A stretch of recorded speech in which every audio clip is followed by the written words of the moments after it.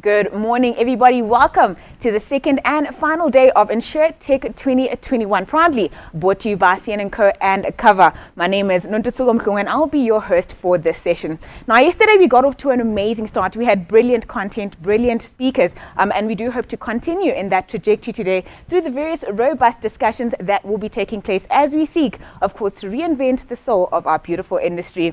A huge thank you now to our sponsors, without whom this event would not be possible. A huge thank you to InsureTech, our lead sponsor for this conference. Genesis Technologies is our gold sponsor. Sapiens and Guidewire coming in as our table sponsors. A huge thank you to you. A quick run of the order of events. Just like yesterday, we're going to start off with 2 morning sessions. We will break at 11 o'clock, reconvene at 11:30, and end off with the last 2 sessions before we finish off at 1:30. Each session is about an hour long and is a mix of presentations and panel discussions that will be facilitated by Tony van Niekerk himself. All right, those of you who were with us yesterday will be aware that we ran a competition where you stood a chance to win a DJI Maverick Pro Mini valued at 8,500 Rand. We are running a similar competition today, but the prize is different. We've stepped up the stakes. Today you stand yourself a chance to win a Garmin Phoenix 6X Pro watch valued at, get this, 12,000 Rand. And just like yesterday, all you need to do is count the number of times the pink and white ILS software rotating logo comes up on your screen. All you need to do is count the number of times the pink and white ILS software rotating logo comes up on your screen in the course of today. We will post the link in the chat where you can enter your answer. So for yesterday, those of you who were with us, we did not give you that link. So do be sure to post your answer from yesterday and then for today as well. You might want to make sure that you stay glued to your screen, of course, to make sure that you don't miss that logo. And then a reminder that today's session has been accredited for 8 CPD hours. That is the conference, not the session. So yesterday and today has been accredited for 8 CPD hours. So you can look forward to that, and do make sure that you stay on until the end. More opportunities now for you to win. Cover and Emperor Asset Management are running a competition where you stand a chance to win a cash prize of 50,000 Rand. All you need to do is go to the Cover website and sign up for the magazine and the newsletter, and just like that, you're entered into the draw. It is that easy. Don't miss out on that opportunity. All right, I've said a complete mouthful. Let's get right into the first session of the day. Our panelists, the first session is entitled Bite Size Insurance, a future of choice. And a huge thank you to Guidewire for sponsoring this one. Our panelists include Renee Schunauer, Director of Product Marketing at EMEA, Guidewire Software, Sumari Khreiber, co-founder at Naked Insurance. We've got Steve Piper, who's the Chief Distribution Officer at FMI, and this will be facilitated by Tony van Niekerk himself. Without any further ado, it's over to you, Tony. Nantu, thank you very much for that introduction. It was great to see you, and it's great to be back here and to see everybody. Thank you very much for those who signed in. It's going to be another great day. As Nantu said, we've got a very interesting session first up. The fascinating thing as to where we are at the moment with insurance is the fact that it almost feels like anything is possible, almost like we've got boundless innovation opportunities. It is just a matter of finding the right opportunity and finding the right way to exploit that opportunity. There's been radical changes in our lives with COVID, etc., and everybody has come up with innovations. What we have seen, and one of the sort of best things for me, is that I think that we've noticed as insurance people and insurance companies that all it is that prevents us from innovation is a mindset. Because if we can change in a week, 2 or 3 weeks from everybody being in an office to everybody working from home, then absolutely anything is actually possible as long as we put our minds to it. So we start off with a platform for boundless innovation. Renee Schunauer, Director Product Marketing EMEA at Guidewire Software. Renee, I look forward to your discussion. Right, thank you, Tony, and thanks for the warm welcome. And also, before I start my presentation, which hopefully anybody can see now. I would like to thank you, Tony, your team and all the presenters yesterday again for a fantastic day one. I think we've seen a lot of great insights. I will actually refer to some of them throughout my presentation today. So in my presentation, I would like to talk, the theme of this conference is Think Again, right? And Tony was already talking about changing mindsets. And what I would like to do in my short presentation today, I would like to call out that you might be rethinking and changing your mindset about how you utilize technology, how you run your cooperational platforms, and how you run your software, right? Technology is still the huge enabler for innovation. I mean, there are a lot of other things that need to happen. This is for sure. But then I think the way we run and the way we utilize technology is very important to really enable this continuous and boundless innovation that Tony was talking about. I mean, as Tony said, I am from the Guidewire marketing department, and unfortunately, I cannot start a presentation without a short introduction of Guidewire, but no worries, I'm going to keep this very short, 30 seconds.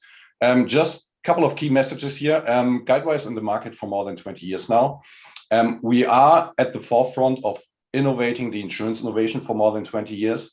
And I think this is actually mirrored with our customer community. We have more than 400 insurers on our software systems right now in more than 34 countries globally. And the key is we are really focused on short-term P&C insurance. So all we do, all our software components, core data and digital components are really focused on the short-term insurance on the P&C side of the house.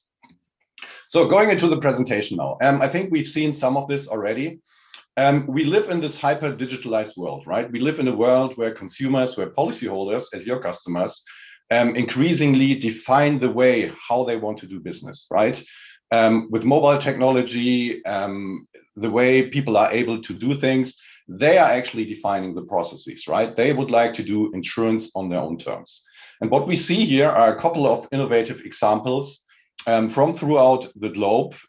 Just a couple of examples that I would like to reference here. Diamond, this is an example from the UK, dedicated insurance for women, for example, so a very personalized offering. And then on the right side, for example, one of our customers as well, Aviva, they have built a completely digital brand just utilizing Guidewire. But the key message here is really the policyholder is actually defining the way that he would like to experience insurance. And the bar is set by companies like Amazon, like Netflix, like all these platform and economy players. Looking at what insurers wants to do now, and I'm looking at business side and IT side here. And mainly this is the business and the IT side really want to drive and deliver agility, right? They would like to become more agile, more flexible. They would like to be able to increase their operational efficiency through growing their premium, through new offerings, but also lowering their expenses. And this, of course, will have a direct impact on your combined ratio. But at the same time, they would like to improve the experiences for their customers, the policyholders, but also for their employees, agents, and any other stakeholder in the insurance lifecycle, because we all expect these kind of digital Amazon, Netflix-like experiences with insurance right now. And then in addition to this, insurers would like to be able to react quicker and a more agile way to market changes. So they would like to be able to adapt their products more quickly, but also launch and try and test new products quickly, if it might be with their existing brand or if they're actually building a new brand, a new completely digital brand to test and try and bring new things to market. Then on the IT side, this is I would say, the constant burden of managing total cost of ownership of the software that actually is enabling all of this innovation. Then, of course, IT, and this is, I think, where we see the future going into, really digitize any insurance transaction, right? In my opinion, in the future, any insurance transaction is going to be and needs to be digitized.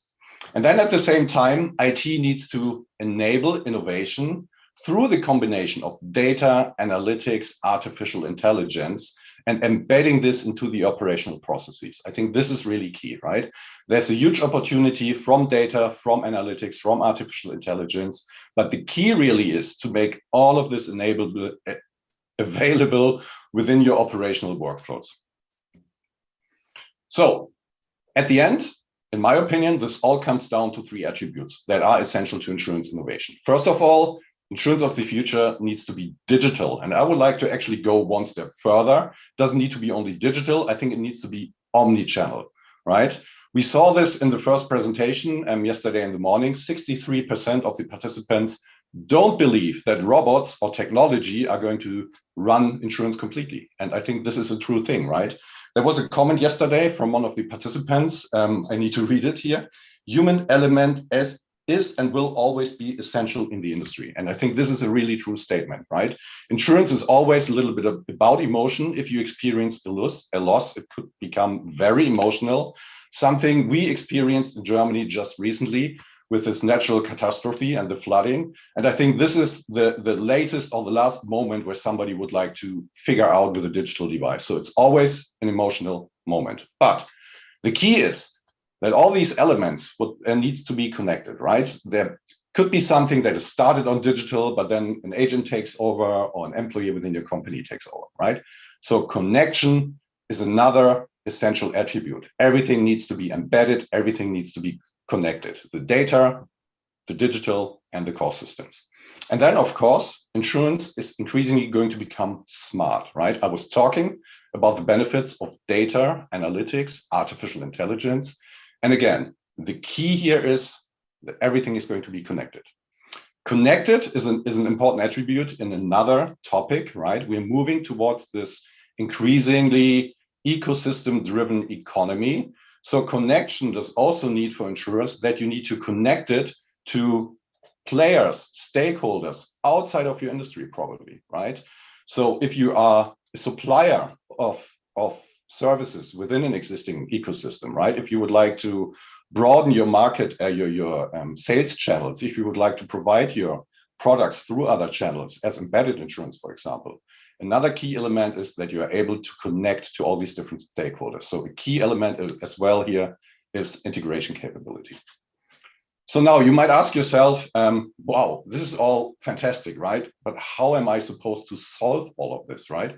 How am I supposed to combine digital, to take care of digital, take care of omnichannel, artificial intelligence, data analytics, integration? So there's a lot of stuff that needs to happen on the IT side.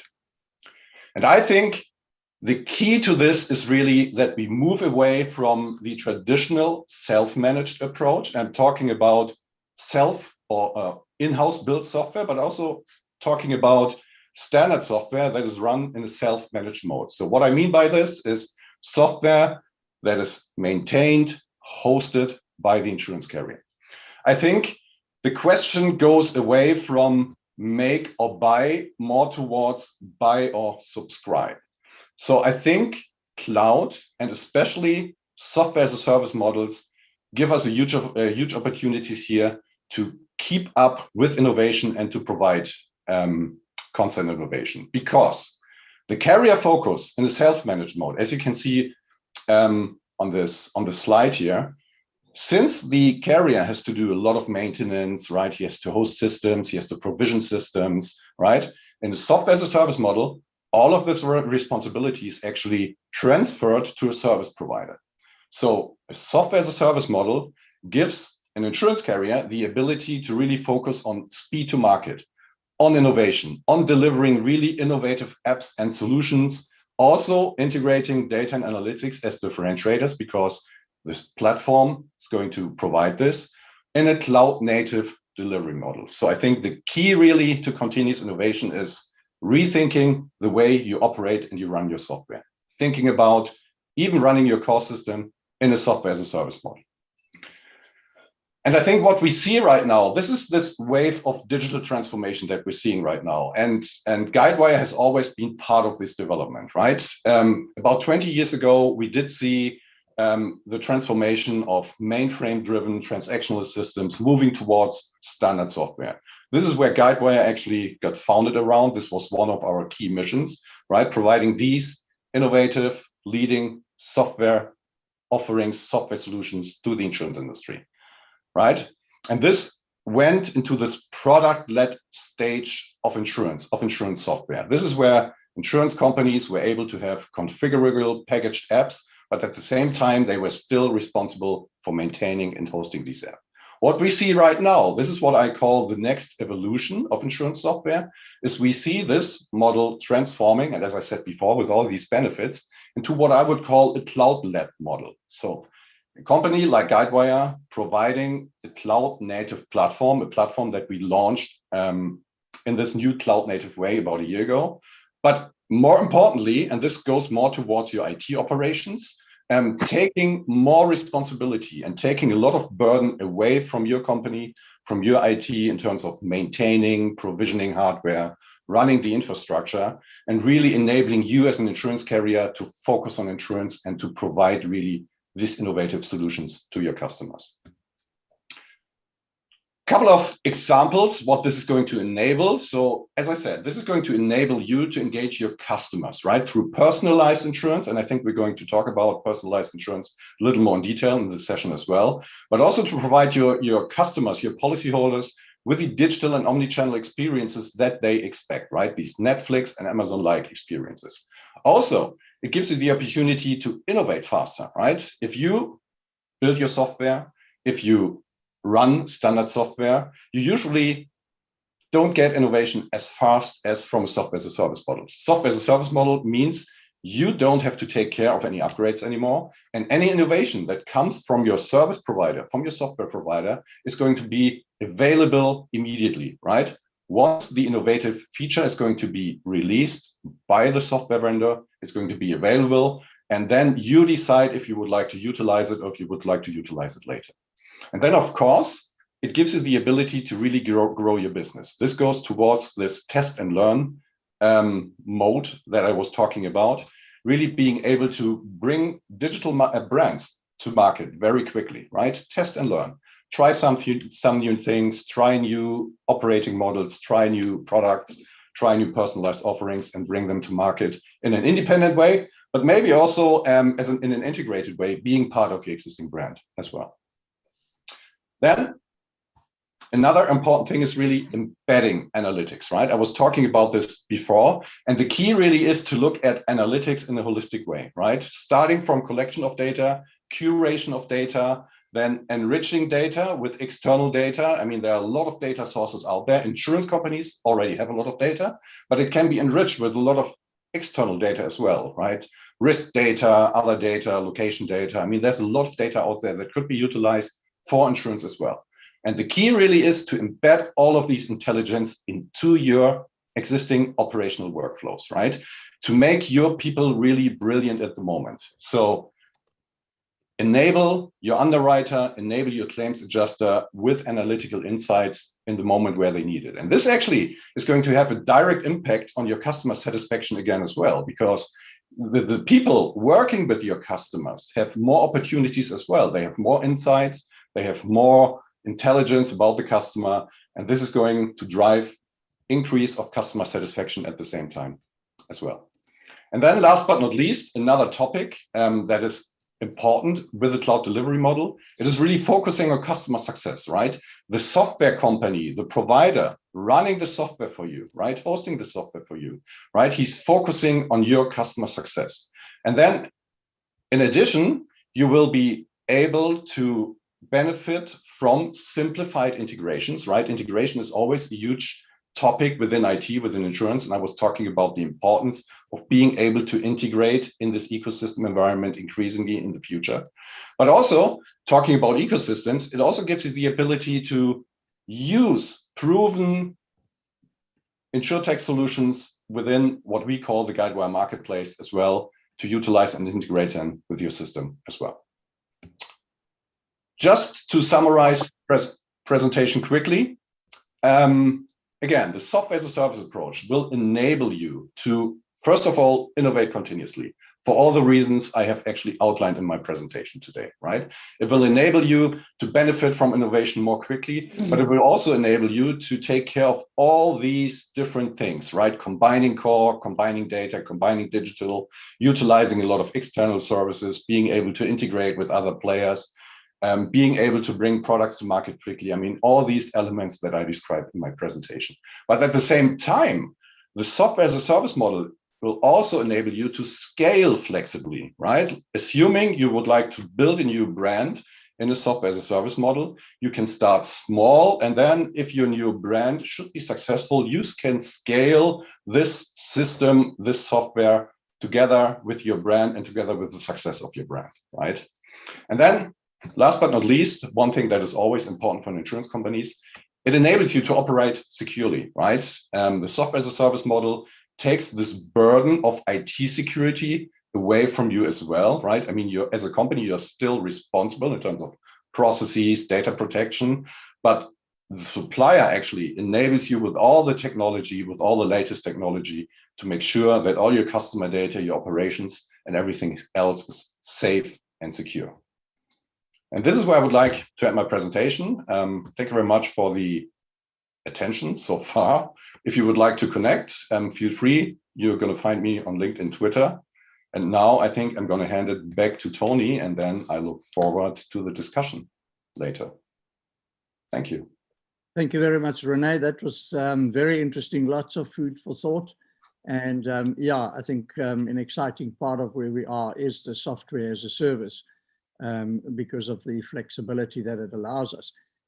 Next up, we are talking to Summary Graber, co-founder of Naked Insurance.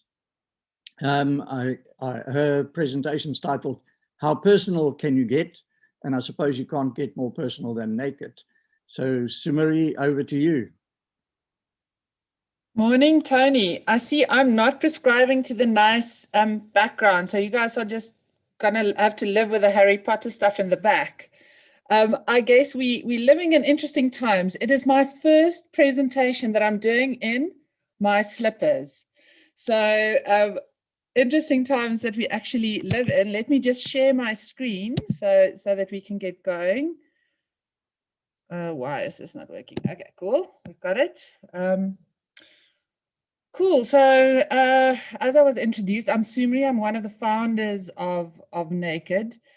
And for those of you who haven't heard of us or haven't played with our technology, we describe or we see ourselves as a technology company that happened to be selling insurance. I think that is a very important distinction, and it also gives a slightly different flavor of when we think about problems or issues or even our customers. So what is our ambition at Naked? Our ambition is to build an insurance company that people actually love. Now, I know that sounds very cheesy maybe, and for any of you that have been involved in any form of customer surveys to determine how people feel about the insurer, you would think that that's a very ambitious goal to have, given what the starting point is. And how do we want to do this? We actually want to do this through offering products to customers that is affordable, but not only affordable, but it's also really convenient for them to use and also transparent. So when we started on this journey, it was very obvious to us, if we wanted to do this, it is important to start from scratch.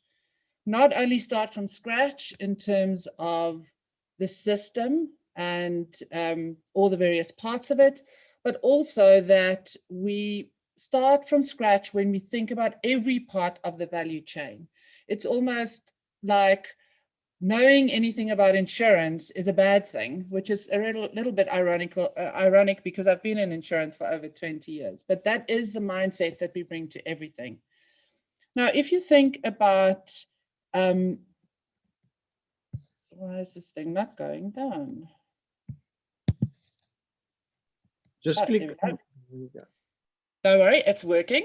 So if you think about personal lines insurance and how personal can you get with it, it is a little bit interesting because all of us in the industry for years have spoken about personal lines insurance as a commoditized product. You know, all of it's pretty much the same, and the only differentiator that you got really is your price, because people buy on price, and they still do, and I still believe that. However, when we at Naked look at personal insurance and how can we actually make it more personalized, there's three distinct elements that we look at. The one is pretty obvious, and I'll touch on that, and that's the customization. But then there's the other two as well, which is the actual delivery on the promise and the emotional connection. So if we look at the customization one, I think as a technology company, we collect a large volume of new data on the customers, because you are with the customer every step of the way, from the time that they first hear about you until the time that they buy or don't buy or drop off. And therefore, you can use this information in a very smart way to improve not only, for example, the prices that you charge or the products that you offer, but actually also the customer's journey, whether they are coming to get a quote, whether they are submitting a claim, by actually making it faster, more bespoke, customizing the questions that you ask them, or fast-tracking claims, etc. So I think that's one of the very important things. But then in addition to that, because the Naked system was designed with AI in mind right from the beginning, and with the premise that the customer will never have a person between them and the system. So in other words, they are going to transact directly on the system. It also allows us to give customers a very large amount of control over how they buy, how they change their policy, all those kind of things. And a good example of that is one that I think most of you probably know, and I hope a lot of you used during COVID last year when we were locked down. And the ironical fact is we added this feature right in the beginning when we launched to demonstrate the power of our system. The fact that the customer can transact live and immediately and instantly on the system. And that's our cover pause feature, where the intention is, originally anyway, if you were going on an overseas trip and your car was going to be standing at OR Tambo, then you can jump on the app when you get there. You actually can pause your accident cover and still have cover for everything else while you're away. That can happen while it's standing there, even someone driving badly and reversing into you at OR Tambo. And then when you come back, it's as easy as popping back onto the app, restart your cover, and your cover is live again. I mean, there's numerous features like this that I can talk about, including the fact that, for example, if you want to do an endorsement, say you're moving house, you can just pop on the app, change your address, see what your premium changes, and the change is effective immediately. So I think that is definitely what the modern digital customer wants in our view.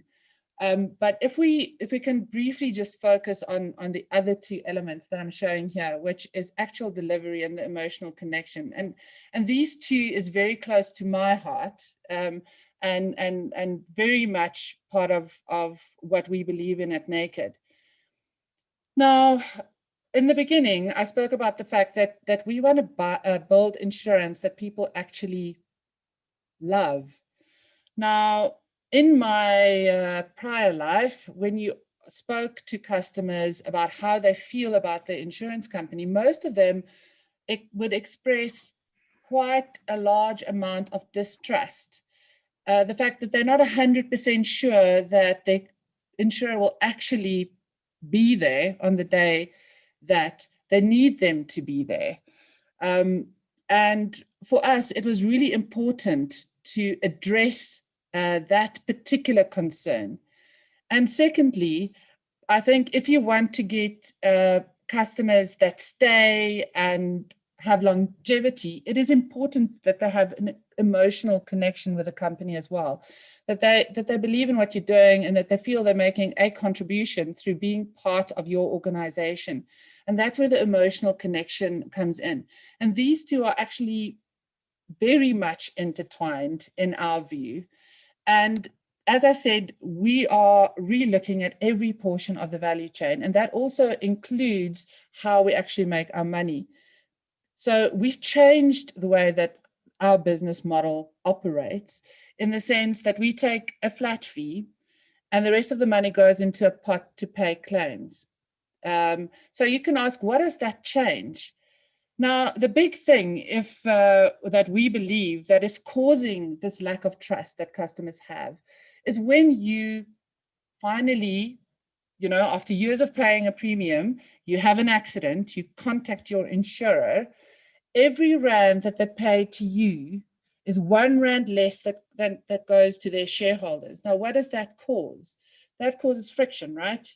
Everyone is pulling in two opposite directions. You want your claims paid, but your insurer knows every rand they pay you is R1 less of profit. So we've broken that bond between the profit that we make and the claims that we actually pay, ensuring that, you know, on the day that you actually come and claim from us, there's no reason for us to be difficult or try and reduce loss ratios. We just want to keep our loss ratios at a sustainable level. So how do we make money? We make money by getting lots of people on the platform, like a true technology company, keeping them on the platform for as long as possible and getting them to tell other people about the platform. That means that our interest and the interest of our customers are directly aligned instead of being in opposition to each other. Now, all of you are insurance people, so you'll say, well, so what happens in the years where we don't have hail or we don't have knives and fires or anything like that?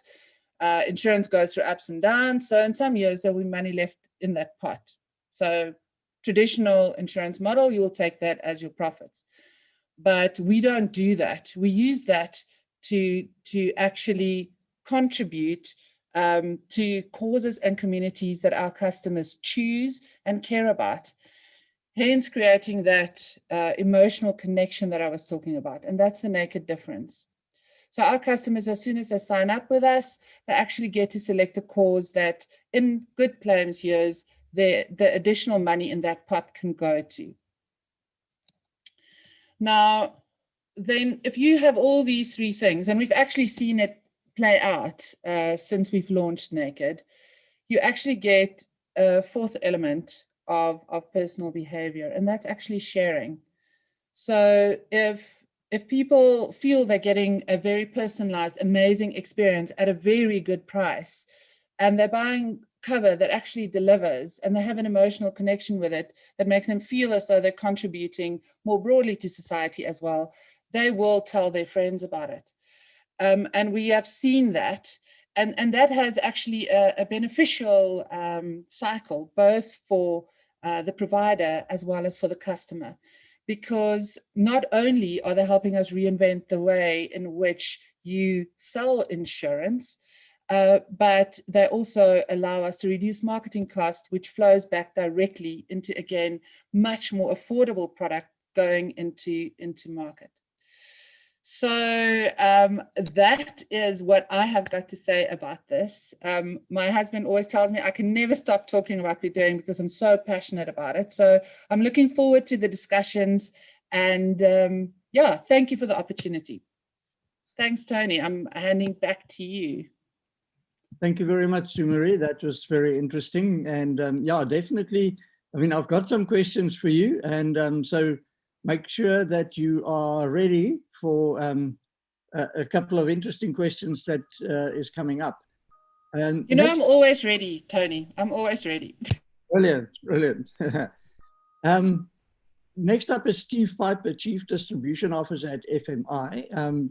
Steve, thank you very much, first of all, for joining us. I particularly asked Steve, obviously for those of you who might not know, Steve, is FMI is a life company, and FMI is very well known for income protection insurance. One of the big reasons why I invited Steve was because of the fact that with this changing environment and where we are at the moment with regards to technology and the work environment, as Sumari also said, with bite-sized insurance, etc., we've got people working remotely, people doing more than one job, as they call it.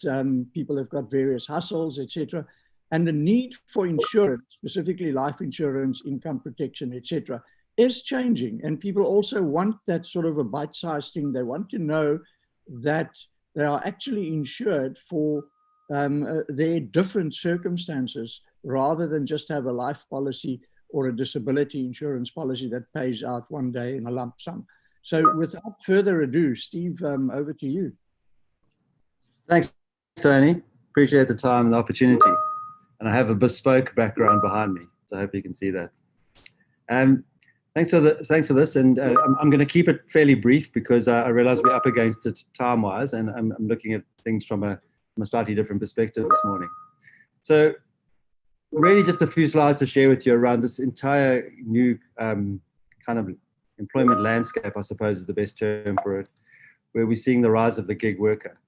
So, briefly, just to kind of set the scene. We're living in interesting times, and every time I speak or I chat to someone, I have to keep reminding everyone that millennials are turning 40 this year. And when we look at the gig economy, we are looking largely at the predominant giggers, let's call them future clients, come out of this sector. So although there are lots of people operating the gig economy in their middle ages like we are, it's predominantly a millennial thing. But what is the gig economy? And why do we as insurers and as advisors who we're speaking to today need to change the way we operate when we're looking ahead at our future clients? The gig economy is made largely up of people who are not operating like we did 20 years ago. And by that I mean is the way we sold insurance to their parents is not the way we should be selling insurance to them. There's a whole, I mean, the stats are there. 4 million non-salaried people fall into this group just locally in South Africa. So there are a lot of people out there with non-conventional types of occupations and income streams. Dual occupations is something we're seeing all the time. We actually have a client, which I've mentioned to Tony before, that is a bookkeeper in the morning, a personal trainer in the afternoon, and has a share in a coffee shop. These are different income streams, and these are things that we as insurers and as an industry need to take cognizance of.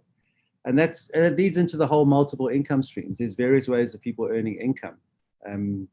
We've always had contractors and consultants in the market, but there's more of them now. There's a trend towards outsourcing a lot of operations and skills amongst many companies. And it can be seasonal. The film industry in Cape Town, you may have people that work 6 months on, 6 months off. And there's new types of occupations. And what I mean by complex and unstructured is we can't just put occupations into little boxes like we have in the past or how we did 20 or 30 years ago. 50%, the stats say that 50% of all occupations in 2035 haven't been created yet. We as an industry need to change and adapt with that to make sure we remain relevant.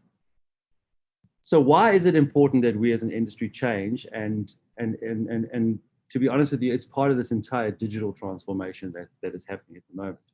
Is that I honestly believe that the traditional way we are servicing this potential target market is no longer going to be appropriate in the future. These clients are astute. That's probably the best way of explaining it. I'm not sure about everyone in the session, but most of us, and I'm 55, have got children that may never leave home at this rate. They're costing us money, and in a lot of cases, we are supporting our parents. This market, this potential, let's call them future clients, they're aware of this. They see it. Their needs and demands from us as insurers and from financial advisors is not the way it used to be. They're looking ahead to the future, and it's more of a me generation. It's more of looking after themselves as opposed to the traditional way of looking at life insurance. They're also medically aware. The amount of information and technology or through technology that is available to them is insane. So there's a lot of opportunity for them to become aware of their medical situation and not necessarily just taking it for granted that we mustn't necessarily take it for granted that they're not expert.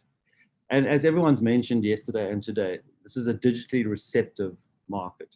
And I'm not only going to focus today on this kind of millennial under 40 generation, but from a gig economy perspective, that's where most people sit. They live in a digital world, and we need to treat them and interact with them in a digital world. And instant processing and feedback, and it's across the entire industry, whether it's risk assessment upfront, whether it's claims, whether it's policy servicing, needs analysis, whatever they require. This is not a group of future clients that is going to be comfortable having 4 meetings over 4 weeks in a coffee shop discussing their needs analysis to come to a point where we can define what cover is required. This is a much quicker, much more agile, nimble process that we need to be going through as insurers. What we do at FMI, and what we believe is really important, is we look at work status as opposed to the traditional occupational list or occupational status. How does the sector of the work environment or this group of giggers, how do they actually earn an income? And we need to take that into account, as well as look at what they're actually doing to earn that income. There's a absolute need for us to not put people in simple boxes and ascertain their risk up front, because in our industry, understanding the risk at hand as an insurer is critical from word go, and creates a smooth policy, life cycle ahead. What's key for us to understand is we need, as insurers, to understand what do our clients actually do. And what is important is that risk can be different across their various income streams, and we need to take that into account. We are continuously at FMI looking for new occupations to bring in, and new work status to understand and comprehend, because we as insurers need to adapt, otherwise we're going to get left behind. So I suppose most importantly, and I'm wearing a life insurer hat, and I know I'm speaking to advisors largely, but how do we as life insurers need to respond and adapt? NMG will tell you that in the annual surveys of all IFAs in the country, that ease of doing business is the #1 requirement from an advisor. But ease of doing business goes just beyond the advisor's relationship with the insurance company. It's really about ease of doing business with your clients going forward. And as Renee alluded to earlier, this digital transformation is not going away, and it's just going to gain momentum and impetus. And what we need to do as insurers and as an industry as a whole is remain relevant. And by that, it's every interaction, from the way we market to this potential client base, to the way we understand their requirements, to processing, service delivery, advisor interaction. Even the advice process needs to be cleaned up, slowed down, sped up, and it needs to be smooth and seamless. And one thing I'm hoping we touch on later in the panel discussion is a discussion around product. Because a lot of our products in the industry, especially on the life side, have become extremely complex. And we're not talking to a market sector here or an employed sector that has time for complexity or wants to understand it. We need simple products. Renee might be aware that, and I came across a company in Germany that has a very small staff complement but sells 2,000-3,000 policies a month. Their entire company, their entire product or business operates online. There's no offices, there's no actual human interaction. They market a product, they market it online, it is executed online, there's no underwriting, and they deal with any kind of non-disclosure at claim stage. But the important thing about this product, this company, is that they sell one benefit. They purely sell cancer cover. That's it. And the reason why they're doing well is because of the simplicity of it. We've touched on personalization and customized product options. We're not talking to a market that feels that there's a requirement for life cover. And by life cover, I mean traditional death cover. This is a market that is looking to income protection, to some type of savings vehicle, etc., that is more in tune to what they do. What's important to notice, to realize, is that an average 35-year-old has a 90% chance of some type of accident or illness preventing them from doing their job for 14 days or more. But they only have a 14% chance of dying. And that's how this market looks at it. And referring back to what I said from the me generation, it's about requiring life cover while they're living their lives, and not necessarily once they've passed. And importantly, the giggers need a sense or a level of value in product. And traditionally, as life insurers, we sell risk. There's no pot of gold at the end of the rainbow. Loyalty programs and cashback structures, etc., are working, and they're particularly attractive to this market sector. So we need to, as insurers, look at how we can we can provide some type of value in the life environment as opposed to in the traditional, much more complex investment environment. So finally, what is important right now? As an industry, as life insurers and as advisors operating within this framework, we need to make sure we remain relevant. I think it's the most important thing. We need to adapt with our client base and our target market and make sure that we are catering for their needs and what their requirements are. Trust, we all say price is the most important thing, and advisors say it's ease of doing business. I think trust is and still will always be the number one factor. And the interesting thing about this gig economy is that they follow a type of herd mentality. And if a millennial believes something is right, a lot of millennials will follow that process. And trust will always be the key thing. As I mentioned, we have to adapt to the changing market, or we're going to be replaced. No one's too big to fall. And then human-centric servicing. I'm speaking to advisors. I honestly believe that although we're in a digital revolution, the need for human interaction and for independent financial advisors is not going to go away.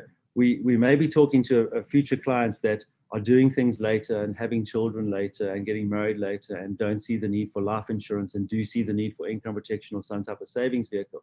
But at some point, everyone's life insurance and risk needs get complex, and there needs to be someone they can fall back on and turn to. And then finally, so if you remember nothing that I've rambled on about this morning, remember one thing: income is an asset, and more than just an asset. I believe income is the most important asset that any of our clients have. And I think the pandemic has kind of played into this, and we're seeing it at FMI. We're seeing an increased awareness and demand for protection of one's income, because it's the base of everything. If your client has a secure income, then the medical aids and the investment requirements and all the other risk, etc., and even living life is catered for and taken care of. So remember that income is your client's most important asset. So that's pretty much me. I just wanted to kind of lay the situation and where we are from a gig economy and how I believe we need as an industry to adapt and change in order to remain relevant. Thanks, Tony. Great stuff, Steve. Thank you very much for those insights. I'm really glad that the life insurance industry is also coming to the party a bit in terms of innovation and trying to break the mold. Lots of questions that I have for you, but I think we're going to start off with just, Renee, there was a question specifically for you. You might have seen it, but I will ask that question anyway. Somebody just asked, in terms of legacy systems and obviously the software as a service and adding in to those legacy systems, what are the challenges there? Yeah, I did see this question. I already reached out to Selvin to specify the question a little more, because I mean, interfacing with the legacy system, I mean, this could mean many things, right? If we talk about a software as a service offering, interfacing with probably an existing remaining legacy system, because you're transitioning, let's say, your existing book of business to the software as a service system. I mean, this is, of course, something that we as a company have solved, right, with our deep integration capabilities. And this is nothing that is new to software as a service. I mean, this was already a topic when we took the first step of standardizing insurance software. There was always the need for transitioning, right, for migrating an existing book of business from a legacy system into the new system. And this is where, again, technology, data technology, it's around extraction of data, right, understanding data, communalizing data. It's more about this topic. But again, I would appreciate if Selvin could indicate if this actually answered this question, or if I need to reach out to him again to specify this. Okay, great. Happy to do so. Sumari, there were quite a few questions for you. I think the first question, you might have seen it, a very obvious question. I think you answered it, but maybe just to clarify, you park your car at the airport and you switch off your accident cover. So there are two questions that comes out. The one is somebody reverses into you while your car's parked. Now you're not covered for accident. What happens? And the second one is you come off the airplane, you're happy to be back, you get into your car, you drive off, you don't switch on the cover again, and you have an accident. So in those two scenarios, what would happen? The first one is, I think I did refer to it. So I think it's important to understand, if you switch off your accident cover, your car is still covered for anything that can happen to it while you are not driving.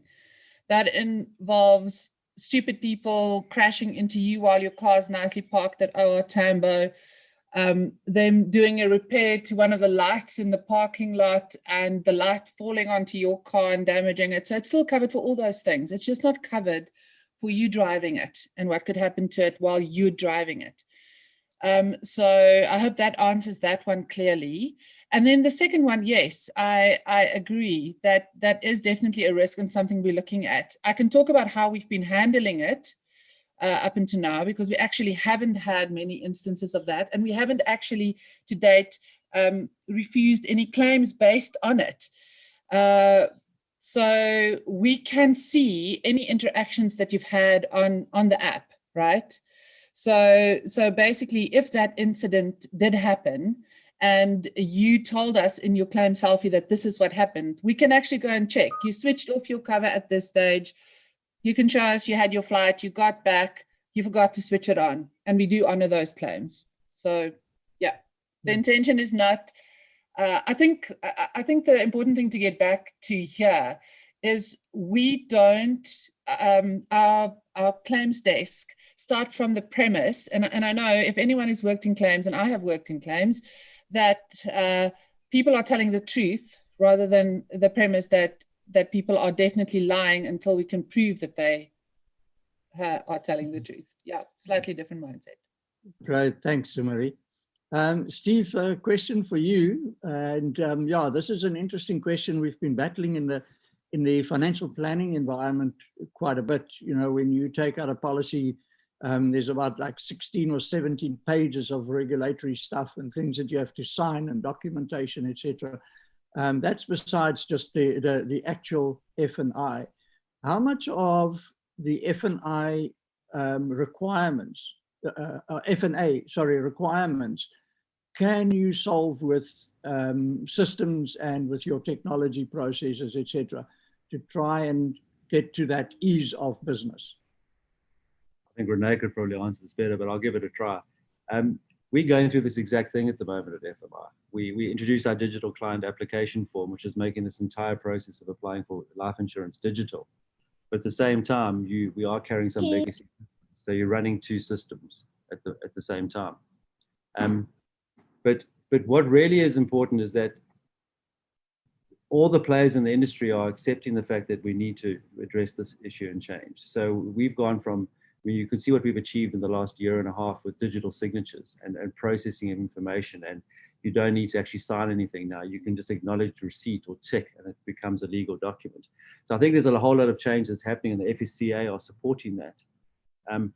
You know, we're not far off a point when an F&A will be able to just directly feed into the system, the insurer's system. So, for instance, you know, at FMI, we've gone for a digital, I suppose, a tech solution from an underwriting perspective. We are now processing into an AI underwriting engine that is learning in time. And it's the same principle. If one of us takes on the campaign or the exercise of doing the same thing for an F&A, we will be able to accept that and it'll be legally compliant. Great, thanks, Steve. Yeah, I mean, it always opens up a whole lot of fascinating questions as soon as you start innovation and you start experiencing reality afterwards. Well, the biggest challenge is change. You know, we have a 50% adoption on our digital processing, but the other 50% of our advisors are still handwriting a paper app, and that's not going to it's not going to happen overnight. There has to be an evolution to. Absolutely, absolutely. But we have to put a peg in the ground and start changing, as we have done, which is great. Yeah, brilliant, brilliant. Guys, thank you so much. I mean, we can carry on with this conversation. So many interesting things there, but we at a time now, 10 o'clock. and we're going to go over into the next session. So thank you very much for joining us, and thank you very much for all your input. Thank you, Tony. Thank you very much. Thank you. Thank you. Thanks, guys. So our next session, this is a session, the session is titled, "Is Technology Killing Insurance?" I'm sure it's not, but it's an interesting question to debate.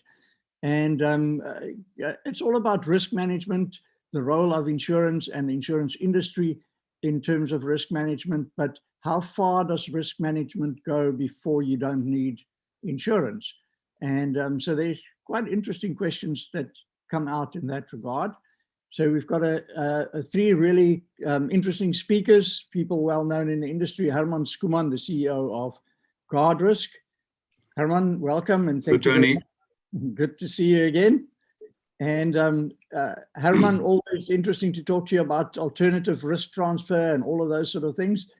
Then we've got Kobus Wenzel, the head of distribution at One Life. Also very interesting in terms of the distribution specifically with regards to technology and the direct side of it. And Morning, then, Tony. Morning, how are you? There you Good, and are. you? Good, thank you. And then lastly, we've got Tiens Burda from Lightstone. Tiens, thank you very much and welcome. Thank you for joining us. Thank you for having us. Great stuff. Herman, I'm going to hand over to you to kick off the session for us. Tony, thank you. And as I say, good morning to you, the other panel members, and then to all the participants. I haven't looked at the numbers, but looking at the emails a day or two ago, there's quite a number of people who's attending this webinar. And from our side, thanks for also inviting me to try and put a view on this question. I think you spot on when you said it's quite an interesting question. And I think it's something one can keep on discussing and debating. When I was preparing for this, I guess the biggest challenge is to try and consolidate your thoughts in a handful of key points, because it is potentially so wide. But let's start with a question. Like you said, it's interesting. I think especially the word reference to killing. Is technology killing insurance? I think the question is slightly provocative and even dramatic, and it should be like that for a webinar of this nature. And I think the short answer to that is no. My view is that it is certainly not killing insurance, but there's some dynamics to that answer of no. I think the word that's being used more frequently and often, both locally and certainly also nationally, is about disruptive. Is it disrupting insurance? And maybe, the answer to that is much clearer, and it's an absolute yes. And getting back to killing, is it killing the way we currently know it? I think they also, the answer is more towards a yes. But is it killing insurance? I don't think so. I think it also finds different application depending on whether you reference personal lines business, commercial and corporate business, and then specifically specialist lines and specialist risks. I think specialist risks is in the news the last week or two. And then also when you reference direct insurance, or then advice-based or intermediate-based insurance. And I think all of them have different aspects, and along the continuum of yes or no, I think you can answer slightly different for each of those. We're not going to dive into the detail and trying to address the broader topic. It certainly has the potential to materially disrupt all of these kinds of insurance, across the product chain, across the entire value chain, and also from a distribution point of view, direct or advice-based. Definitely a big opportunity to disrupt. One area that we don't often speak about in the insurance world, because we're in South Africa, is health and health insurance. And I think if I have to single out maybe one area where I do think it has a material opportunity to impact the way we think about risk, the way we manage risk, we transfer risk, it must be in the health space. I think in South Africa, that is a domain of medical schemes, and health insurance is a bit of a foreign thing to us from a regulatory point of view. But in essence, it's no difference, just a different risk that you're looking at. And I think specifically the application of risk-based technology, or let's call it then underwriting technology, I think is much more advanced currently, at least internationally, in the health environment, the health insurance environment, that may be in other areas of insurance. We see it in South Africa, especially with the material growth in low-cost primary care type of products and services that's being offered, and health devices that's being worn, by individuals, and all the information that it actually generates by just having the wristband, and the information that actually gets reported from that and into the cloud and. So I think the health area is one area potentially probably leading the pack, and a lot that we can learn of.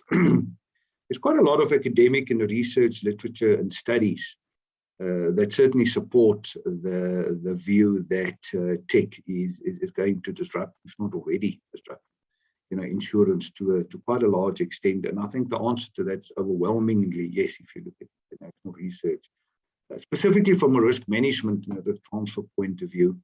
The list is endless, but we can just look at geyser technology and advanced warning systems, smart homes. I think corporate risk surveying and the technology that's being utilized in that regard, and then drone technology in agri market and so forth. So there's quite a lot of examples currently where I think we started to see that, and I think it's going certainly to accelerate in the next number of years. Secondly, if you look at the question as an insurer, maybe your immediate reaction is it's a huge threat to our business, technology and disruption and so forth. These are negative things. And as a, let's call it, traditional insurer, you may think that it's a threat. But I think if you approach it from the angle of the consumer, the policyholder, let's call him the risk owner, then there's only one word that appears, and that must be opportunity. So my view is that there's endless opportunity for us as an industry in place, in this industry, to leverage on this development. The question, will it kill insurance? As I said, I don't think so. Will it kill insurers? Maybe that's a different answer, to the question. I think it has more potential to kill insurers or insurance companies than what it is to kill insurance. And obviously, if an insurer does not adapt and embrace, then I think the light at the end of the tunnel may not be shining. I think as a community, we tend to overestimate the impact of technology in the short term, but certainly we are underestimating the impact of that in the long term, and that also drives a lot of the decision. I think the industry will look radically different in 5 years, innovative new solutions. There will be different competitive dynamics.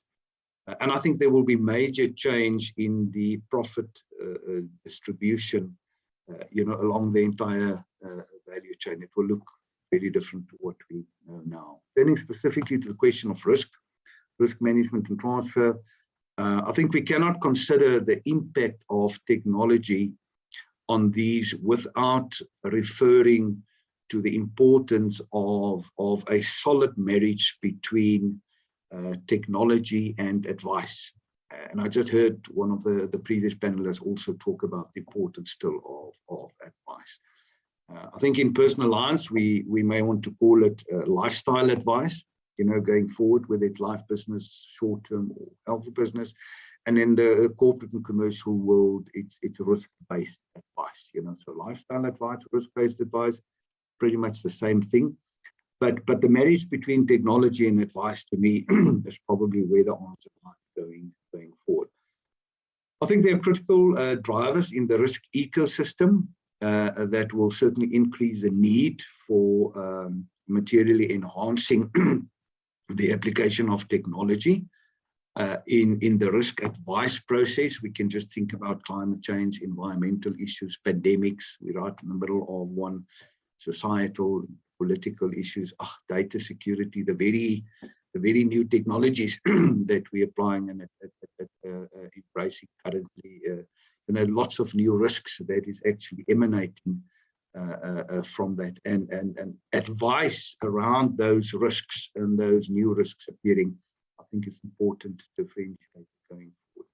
In my opinion, I think technology and risk getting closer to one another will lead to more product commoditization, because technology is just becoming more accessible. Technology becomes more cost effective and even cheaper.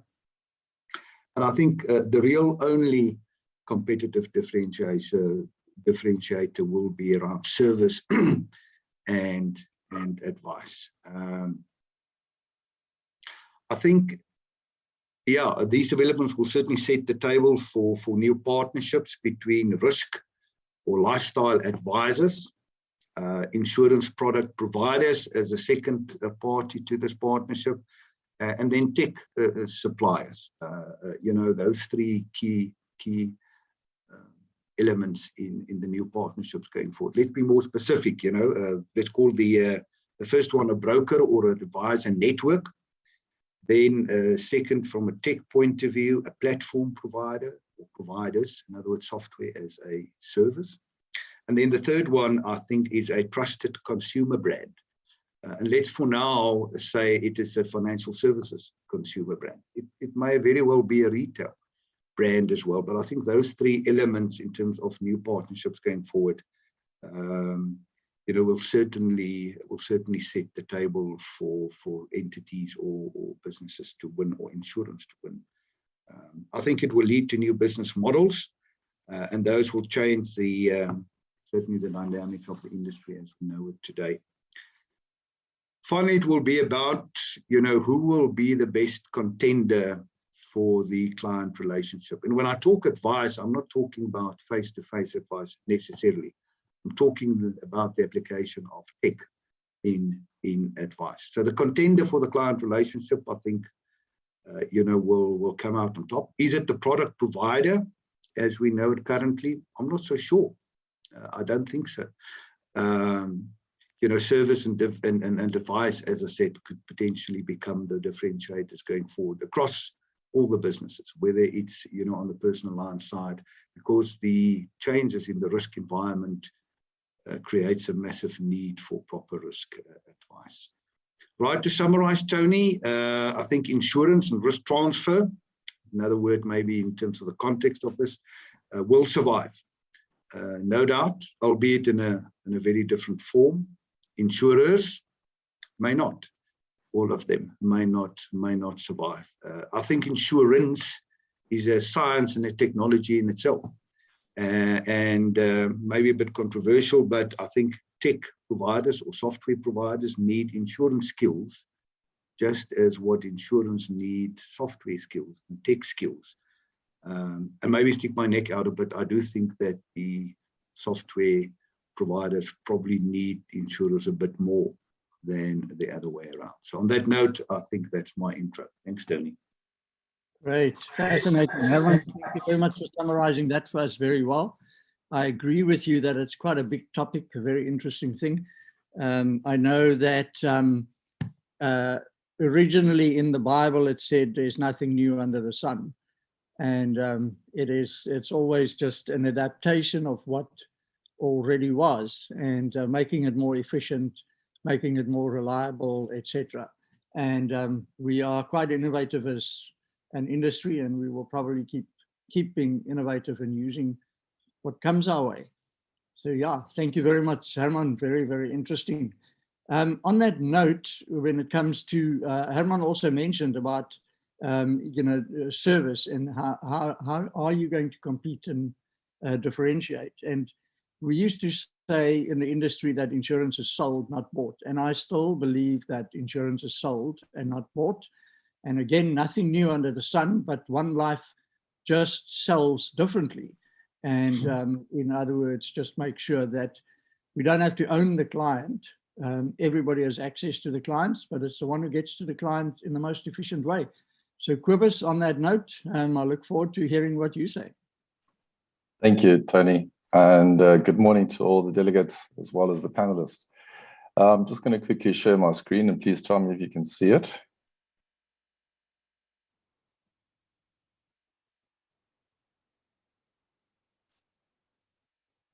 We can see it, thank you.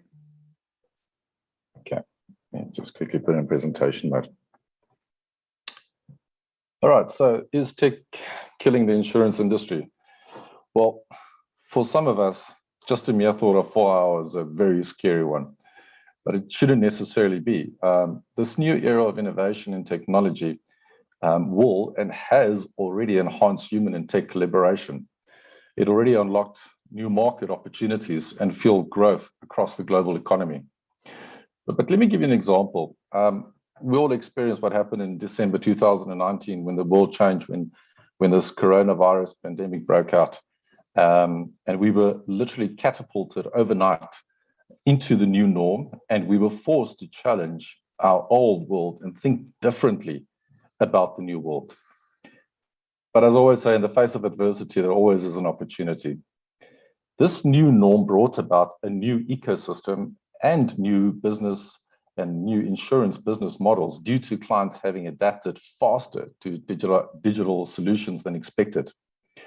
The digital world of the fourth industrial revolution is the best enabler for achieving client demands and isn't an alternative way of doing business during the pandemic. It's the way of doing business in the new world, and it's here to stay.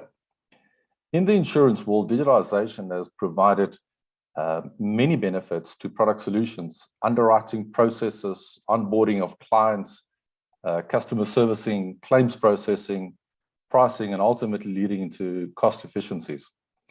We saw that the concepts like big data, the value of wearables and understanding consumer behavior leading to more competitive pricing of products, robotic processes are now key solutions and not only concepts.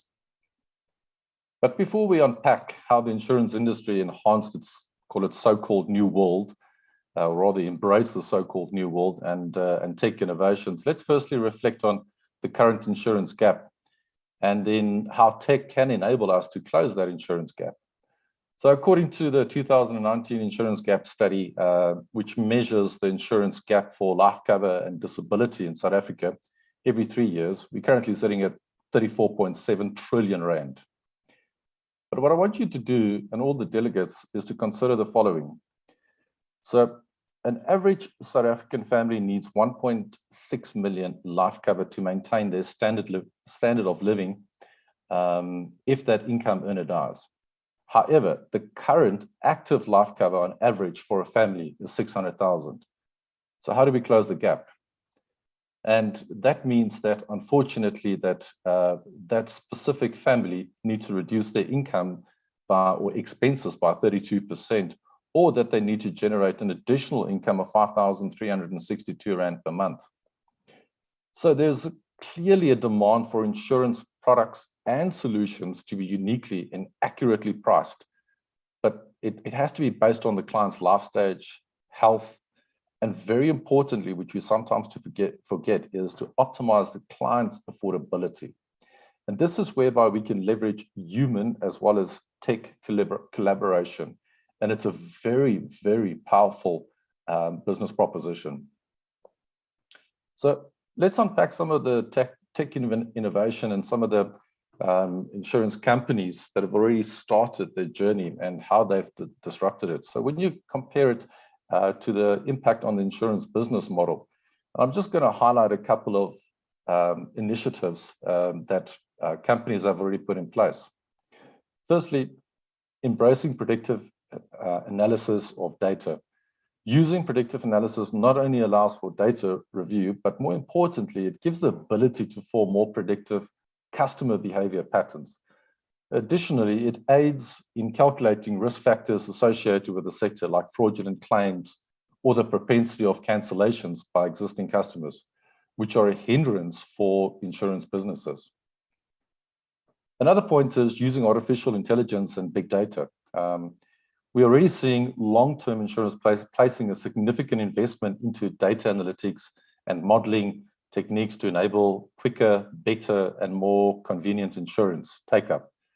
However, with AI combined with big data, if both of them are being embraced collectively within the insurance industry, insurers are now able to design more simplified as well as convenient solutions that will meet the client expectations and ultimately increase the insurance's bottom line, the insurance company's bottom line.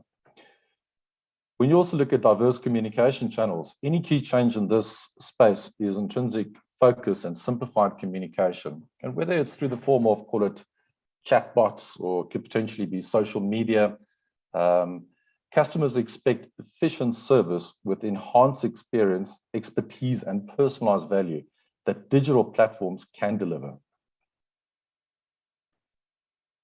And then very importantly, claims processing. So imagine a world where a funeral claim in the life insurance space can be processed in only 3 minutes.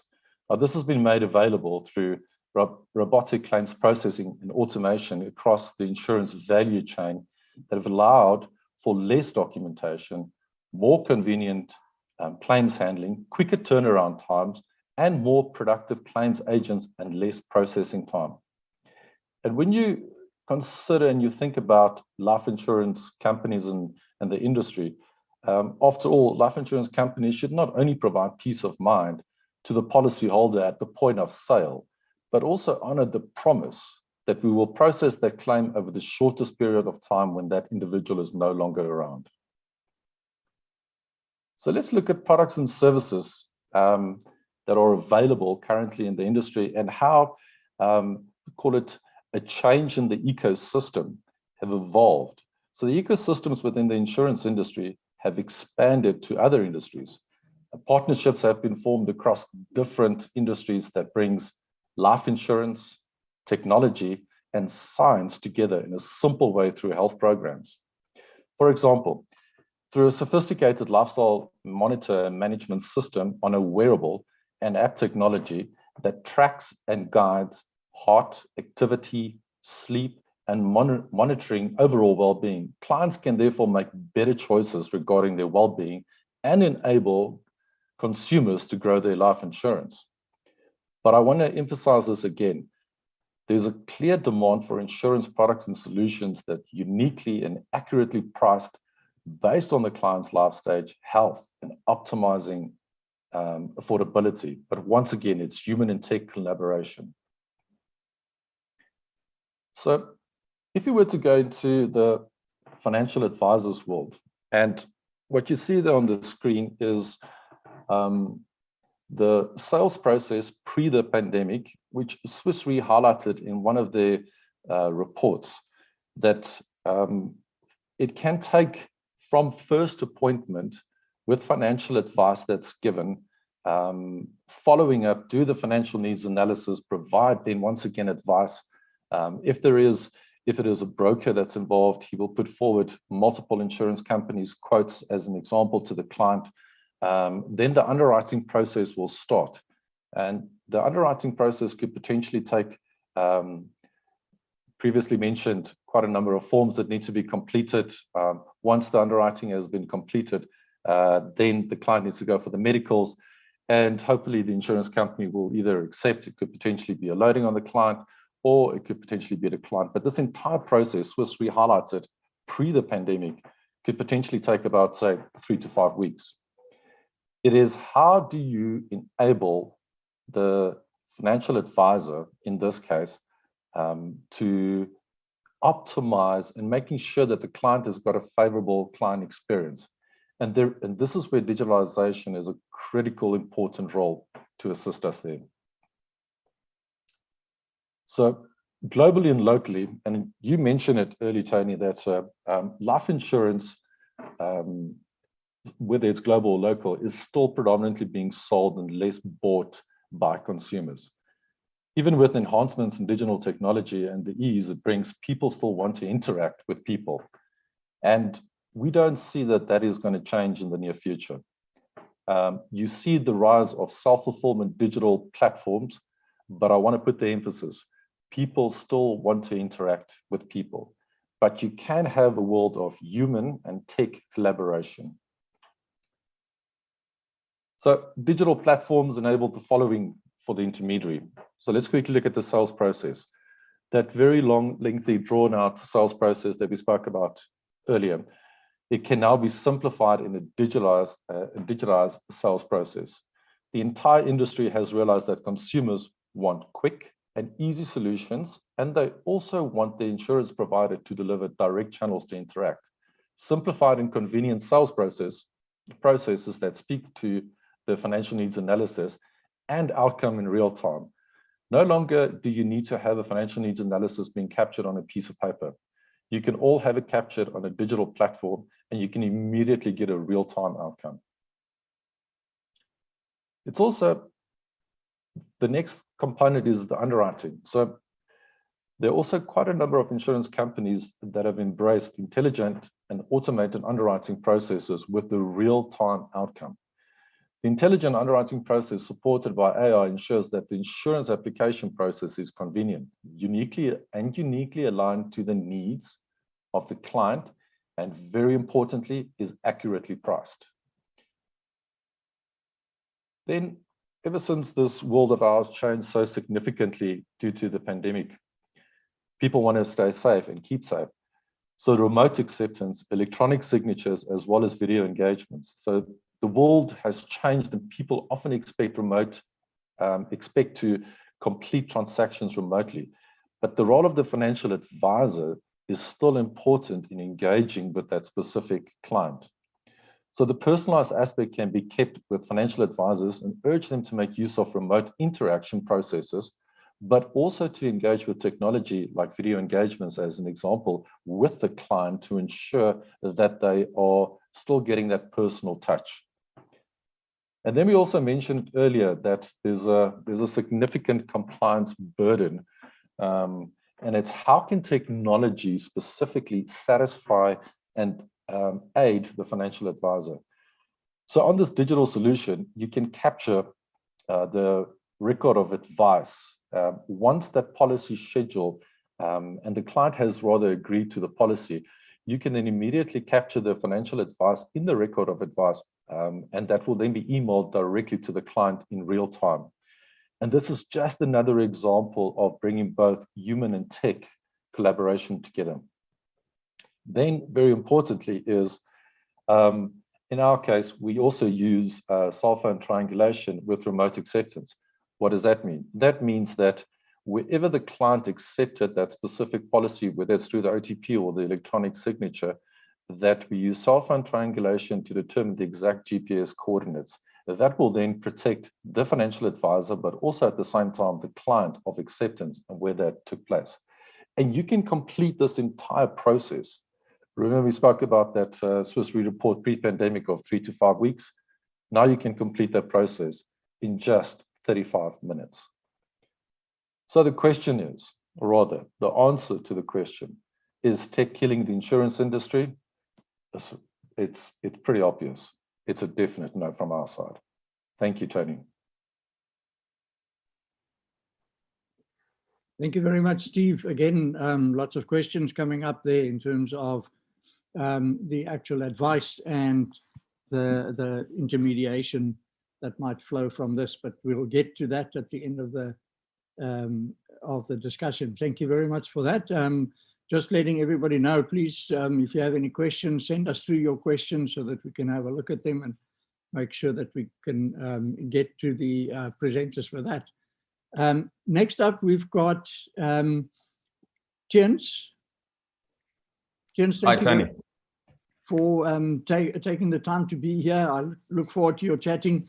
Lightstone has always been a very interesting company for me. One of my sort of pet subjects to discuss is the role of data, and I'm one of those that believe that it's more important to talk about a second information age rather than 4IR.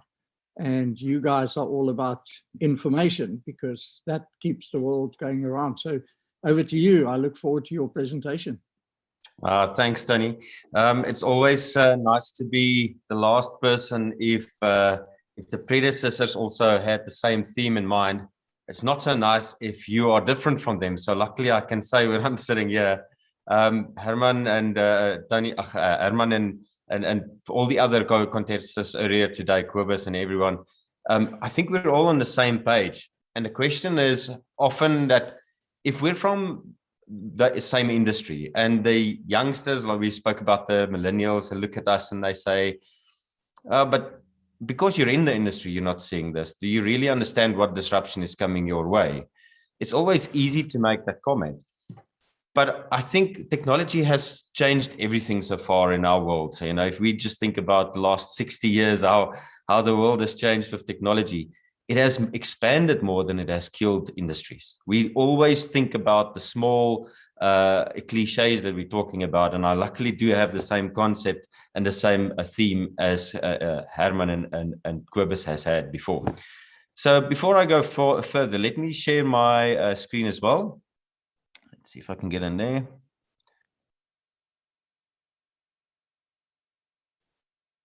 Will you tell me when you guys can see this? We can see that. Thank you. Yes, I think one of the big questions that we ask ourselves is, with technology changing our lives, the music industry, the cliches that we always talk about, how will I be affected in what I'm currently doing? And we're doing it from various roles. One of the roles that we obviously think about is the way that I consume or have insurance as a customer, and the other one is from a provider point of view.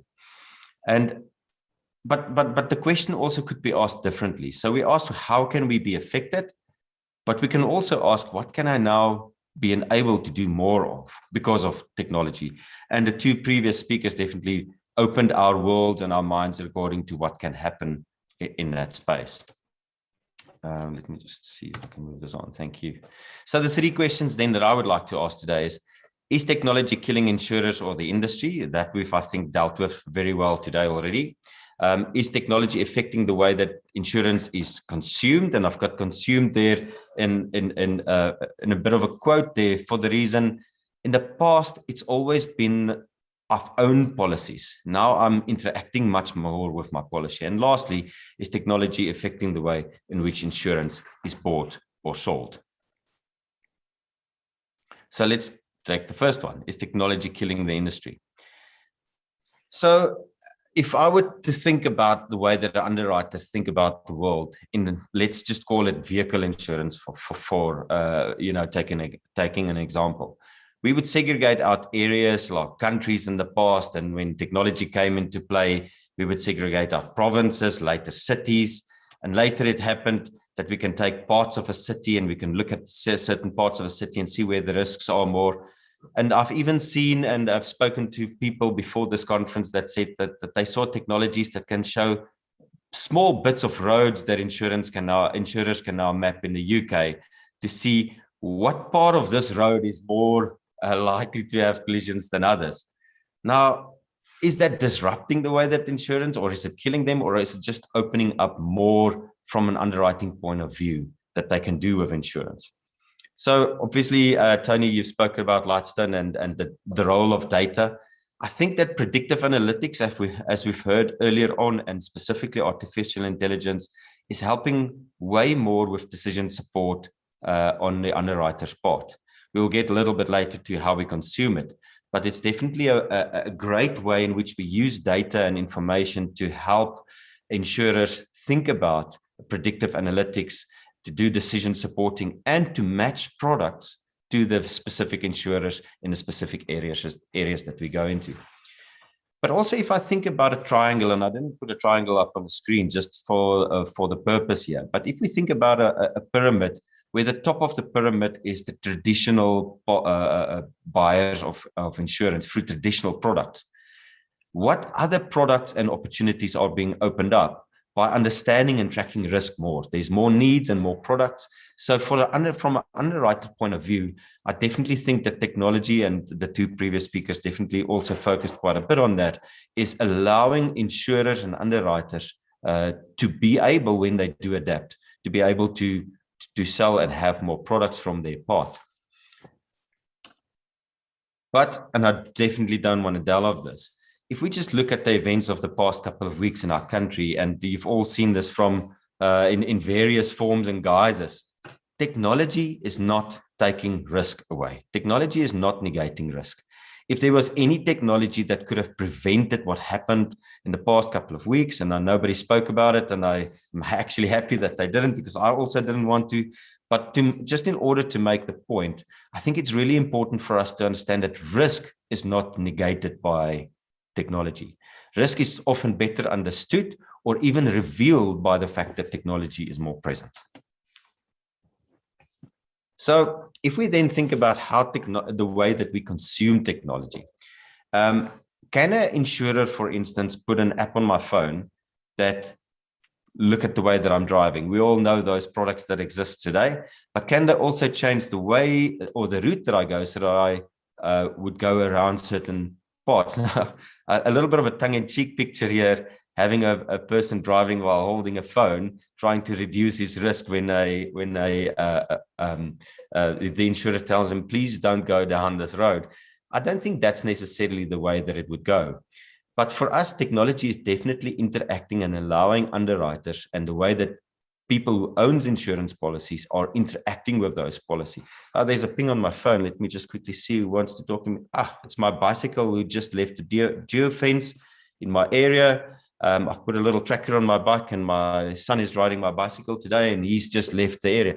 You know, those are the kind of things that's happening today, that we use insurance for, and that we can interact in insurance.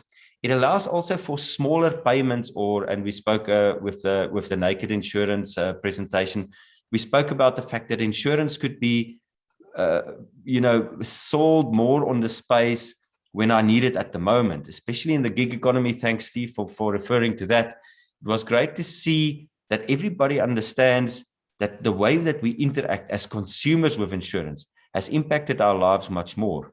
It's also showed me quite a bit that I want to understand my insurance products more. In the past, when I just bought my first insurance policy, when I came out of varsity, the first insurance policy for me was something that I bought and forgot about.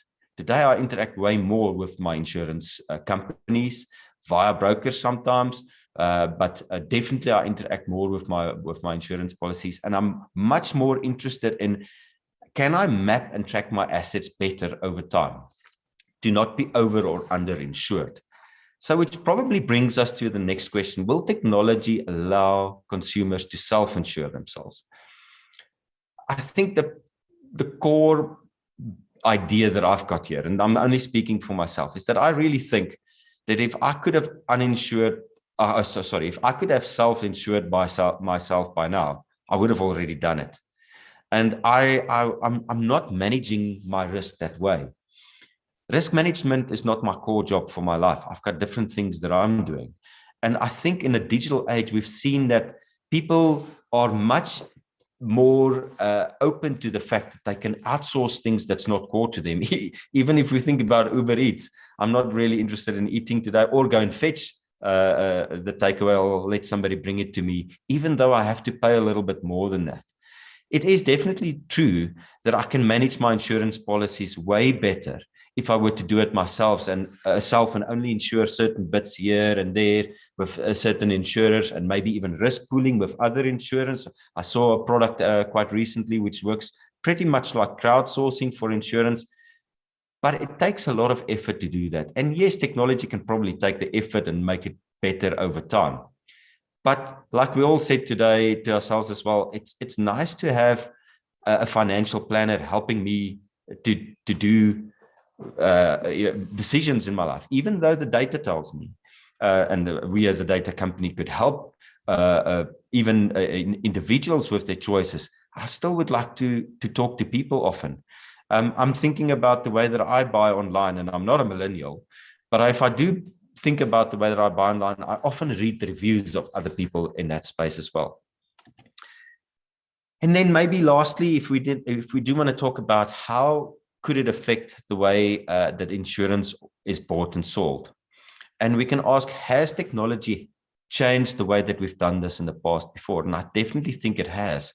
if we go back many decades, insurance was definitely sold not through a digital channel, because digital channels didn't exist. But as telephone insurance or direct insurance and other models existed, it came and it added to insurance. I hate the cliche of saying that Uber didn't kill the taxi industry, they added a new market to it. So I'm not going to use that as an example, but the same concept for me exists. If I look at, for instance, the way that Formula One, the motorsport industry is changing the way that it will design and run their cars next year. They've generated petabytes of data to understand the way that the car will make it more interesting for viewers. At the moment, as you can see from this picture, the turbulent air behind the car make racing really uninteresting. And it keeps the other cars really far behind the leading racers. So it makes it difficult to overtake. So technology came in and it changed the way that the industry in that sense work. Did it negate the way for a bunch of teams to do research on it? In fact, they've spent so much time and money on data that they've created 4 new industries. When I spoke to some of the oaks in the formula industry that I'm still connected to from time to time, just to hear what's going on, they said there's 4 new types of industries that's now for this new era of Formula One design that has opened up. Technology is definitely changing the way that we did things in the past, but it often opens up way more opportunities than what it kills industries. In the past, large corporates were the only people that could really deeply innovate with tech because the cost was so huge, the investment and the lead times were so big. And if I was, for instance, a broker by myself, there's very little I could have done by myself. But today, technology is enabling individuals to do it very easily as well. And let's think about how could that be possible. We used the example earlier by some of the speakers that Corona changed the way that we did things. In a matter of weeks, we were all working from home. But then we had to fill out these forms if we were going into the office to say, was I in contact with something? Now, I could fill out the form on paper when I reached the office. Most people and most companies that I saw started the thing with Google Forms. And our company, for instance, has a survey technology we call My Echo with analytics behind it, so that when people filled it out in, we didn't wait for people to tell us when they were sick. We could tell which people may be sick, pretty much like the government does on a global scale as well, just for ourselves. And we did that very cheaply and very quickly. And when I tried to see if that was possible to do with Google Forms, and Microsoft has got a similar product, it's very easy to fill out those forms and to create them ourselves as well. So if we still fill in claim forms, and I'm a broker, for instance, I can definitely write a very small and interact with, not understanding technology all that well, for all my customers to interact with me so that I can also automate their lives and make their lives easier. I definitely think that technology is opening up lots of opportunities in that space. And I got an interesting diagram from the way that insurance is bought or sold. You know, if we just think about the customer journeys and the experience via an online search or via mobile search and via the various channels that all of these things happen these days, it's definitely adding opportunity for me. And again, I think that the fact that technology adds accessibility, it adds the ability for us to adapt. It adds the ability for us to sell to more people than we could in the past, to mitigate risk in better ways, to manage and track risks, and to even identify risks with data in better ways. It opens up more than what it does skill. I think lastly, the thing that I would just like to say is, and that's also the message that I started with, is technology didn't kill the button-operated cell phones. And let us name them. Technology didn't kill Nokia or BlackBerry. It is the fact that BlackBerry and Nokia couldn't adapt that killed them. And for us, the opportunities are far greater, I think, than what the risks and the threats are. So yeah, Tony, that was my story. I hope that helped. Jens, thank you very much. Yes, very, very interesting. So many interesting points and things that I do agree with. I think one of the opportunities probably that we are missing with regards to all the data and the information we have available is we shouldn't just use it to understand the client better. We should also use it to help the client to understand us better. Correct. And it's a two-way street, you know, because one of our big challenges is that somebody mentioned on the chat here that clients are more interactive with their insurance, which is absolutely true. And what we need to do is we need to make it easier for them to do that and to understand what they've got and to be able to themselves therefore determine whether they've got the right thing or not, and whether the insurance is suitable, etc., and increase that trust that way. So lots of opportunities when it comes to data. Thank you very much, Jens. I want to start with Herman, just to ask a question here. Guardrisk is one of the biggest cell captive providers. I would hesitate to say, a guess globally, I suppose. Do you see an increase in people when it comes to alternative risk transfer from outside of the industry looking towards entering and playing in the environment of insurance? Tony, yeah, thank you. Thank you for that accolade. It's not as bad as to say that Beeld is the largest Afrikaans newspaper in the world, you know. So, you know, hopefully, yeah. No, undoubtedly, and I can tell you what is driving that in my view. Two major things that I think that's driving that. Why do people, you know, get more into different alternative type of arrangements? And I think the one is the global trend in asset usage and asset ownership. We talk about Uber as a taxi business, but Uber is actually replacing you and me having a car in our garage. Okay, so the whole thing about owning a vehicle, just as an example, there are many other examples. I think internationally, the trends are showing us clearly that the way consumers think about assets, how they want to own or not own assets, and how they want to use or not use assets, the whole on-demand thing as well. I think that's an important driver. And I think the other concept is the one of embedded insurance. You know, that I also think that is certainly going to change the landscape. You know, 2 years ago, if not 3, I think it was 2 years ago, a very well-known large national motor retailer was advertising some of his top models on Black Friday by including 1 year's free insurance. So, you know, that's just one example. I use that example very often, and there are many other examples of that, but it just shows you how other players in the market are starting to think about this. And these are not tech companies, and these are not software companies. I get back to my previous point. These are entities that own the consumer relationship. Okay, so those are the entities that I think is also going to disrupt our world, as opposed to only tech and software companies. And there are quite a few examples where this concept of embedded insurance is actually gaining significant advantage. And then I think the other one is the way assets are being used. Last point is that what worries me slightly is that it doesn't appear as if our industry is leading the tech development.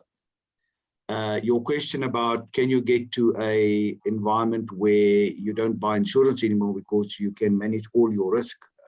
You know, I like to think the answer is no, but there are certainly small steps in that direction. And if you just think about motor vehicles and drive assist and lane assist and park assist and all those kinds of things, it would be great if we have data and stats available to see, you know, how many or how few bumper bashings we may have, or parking accidents, you know, or. And I do think that this technology is actually advancing our own risk management.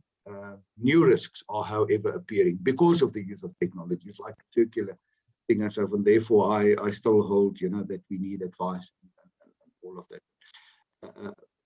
Other entities in other industries, I think, are leading the tech environment. It's not insurers who are leading the tech of, let's say, safe drive.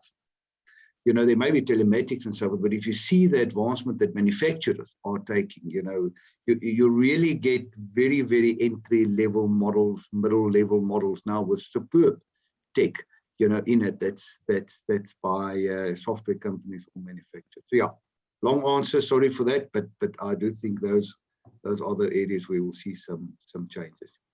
Absolutely. Thank you very much for that, Herman. Very interesting. Yeah, I mean, new risks emerging. We've got the thing with the harbors at the moment. There's a Transnet that's battling with this whole thing with cyber attack. I mean, that's the fallout there in terms of business interruption is massive, and the risks that come from those, etc. So all sorts of new things emerging. Very, very interesting. Steve, there was a question for you with regards to wearables, integration of wearables, etc., and making insurance more affordable. Do you see that happening, or is it not at that point yet? I assume that's it's for Cobus, not for Steve. Sorry, right? yeah. No problems. Yeah, so specifically in our world, we've partnered with the likes of Samsung as well as ViaSense, and that's how we brought the three different businesses together. Life insurance on the one side being us, Samsung the wearable, and then ViaSense being the health app. And what it does, Tony, in a nutshell, is that it tracks and monitors health, heart rate, activity, as well as sleep patterns. So you don't necessarily have to be, call it the gym bunny that like in so many other health programs. And what it also allows the individual, if through this, call it the matrix, as well as a balancing act between getting the 3 or 4 components, and that's being tracked, addressed, what will happen is that the client will then be given opportunity to grow their life insurance, because it's all about well-being. It doesn't necessarily have to be, as I said previously, that you need to be a call it a gym bunny, for lack of a better word, but it's all about well-being for the client.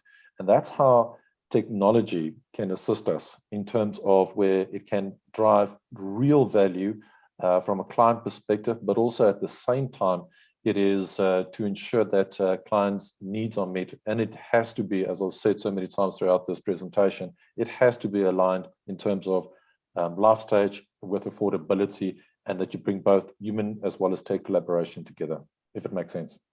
Yes, no, it makes sense. I think just from my side, anecdotally, I think the day that a medical company comes up with a good way to use their value add benefits and how to actually benefit from it without me having to sit for hours trying to figure it out and trying to log my details and share data, etc. That's sort of the thing that technology will then really make a difference to me. And wearables obviously is a small part of that. Correct. Yeah. Tiens, there's a question for you from Candace. Could we assume that the type of data you would be able to assist with would be things like risk assessment based on load shedding patterns and weather patterns and things like that?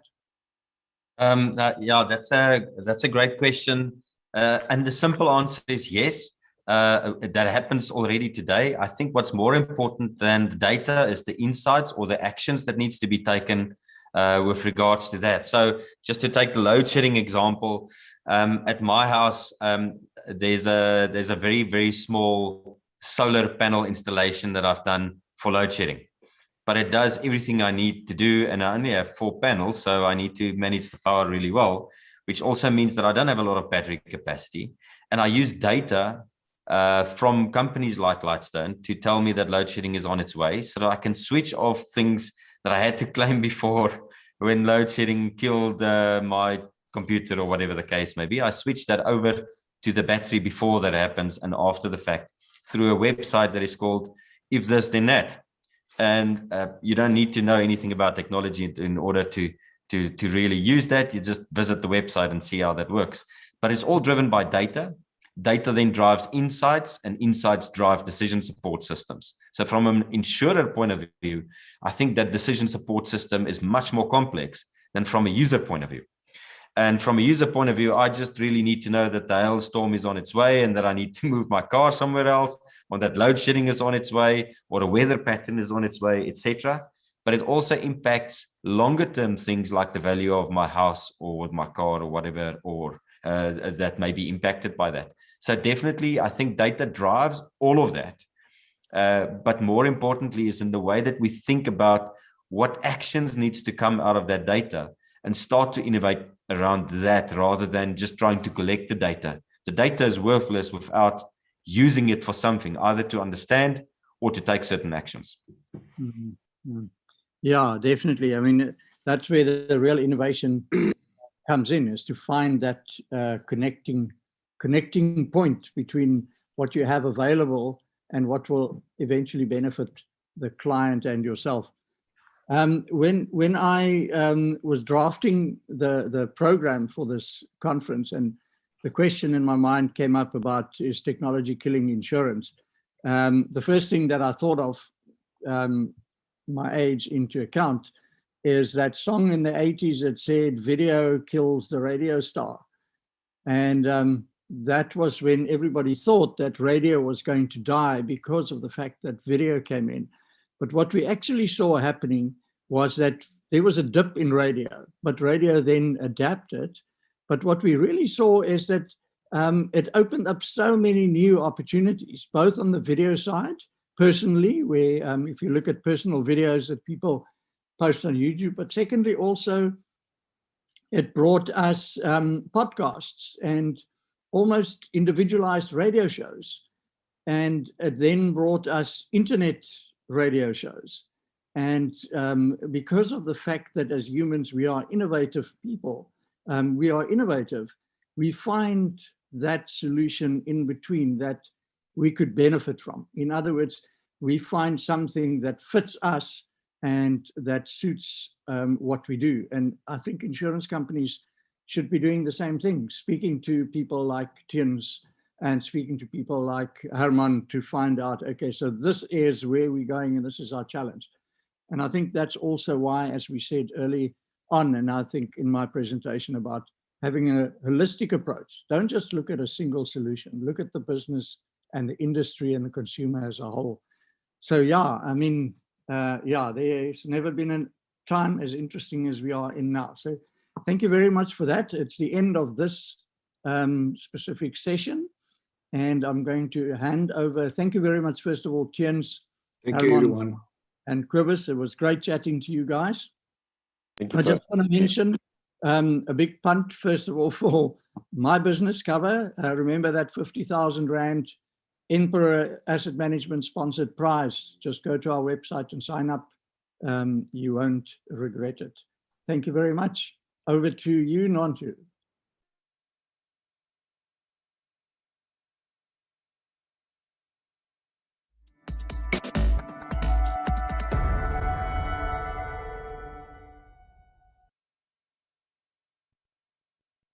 Thank you so much, Tony, to you and your panel in both session 5 and 6. Loving the insights that are coming through. What a way to kickstart the morning. All right, we're now going to go into our entertainment, which will be followed by our break. We will be back at 11:30. But before we do, just a reminder once again that we are running that OWLS software competition.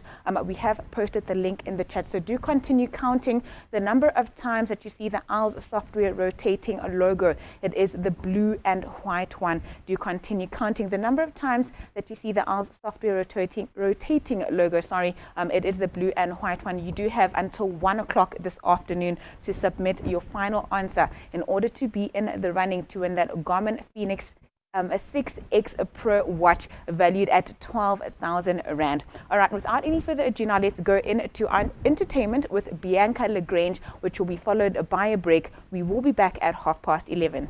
See you soon.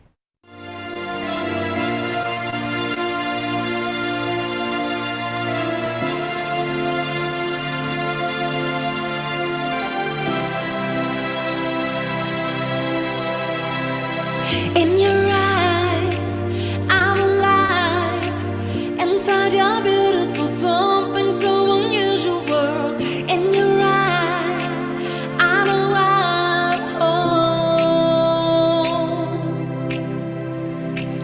Every tear, every fear, gone with the thought of you changing what I thought I knew. I'll be yours for 1,000 lives. I'm freezing, but I'm applying your cage. I'm diving deep and I'm riding your brakes. I'm bleeding and loving you, swimming my veins. You got me now. Been waiting for a lifetime for ya. Been breaking for a lifetime for ya. Wasn't looking for love till I found you. Oh no, now yeah, love till I found you. Skin to skin, breathe me in. Filled with your kiss and we lips, all made of ecstasy. I'll be yours for 1,000 lives. I'm freezing, but I'm flying your cage. I'm diving in deep and I'm riding your brakes. I'm bleeding in love and swimming my veins. You got me now. Been waiting for a lifetime for ya. Been breaking for a lifetime for ya. Wasn't looking for love till I found you. Oh no, now your love till I found you.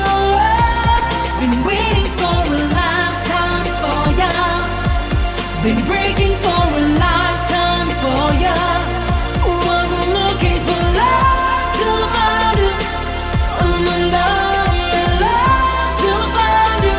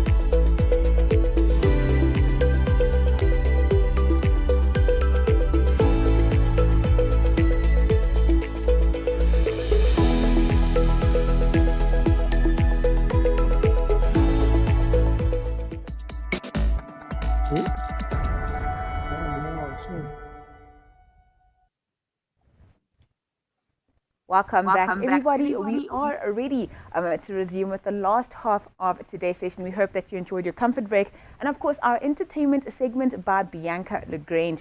We're going to go into the next session now, being session 7. But before we do, a reminder once again for you to continue counting and tracking that blue and white rotating ALS software logo in order for you to stand a chance to win that Garmin Phoenix 6X Pro watch valued at 12,000 Rand. You will have an opportunity to enter your answer in that link. We have posted it in the chat. The closing time for that is 1 o'clock. So do keep on counting so that you can stand a chance to win. All right, over to session 7 now. The theme for this is a modernization versus a new stack build. It has been sponsored by Sapiens, so huge thank you to Sapiens for sponsoring the session. Our panelists for this one are Gary Tassendorf. He is the regional director at Sapiens Sub-Saharan Africa, as well as Kevin Wright, Santam Group CIO. This will be moderated by Tony Panikak. So Tony, over to you. Thank you very much for that. It's the last session. I'm very excited to have Sapiens sponsoring the session. Thank you very much for that, making it possible. We've got Gary Tessendorf, and I'm happy to say that we managed last minute also to get Graham Gordon from UK. He is the P&C product marketing strategy guy from Sapiens as well. And then Kevin Wright. Kevin, I was very happy when you agreed to come on, because I really wanted to get some input from a large group, and especially somebody who looks at it as a group and not just a single company. So I think that is going to be very interesting. We're talking about modernization versus new stack build, which is a very important part.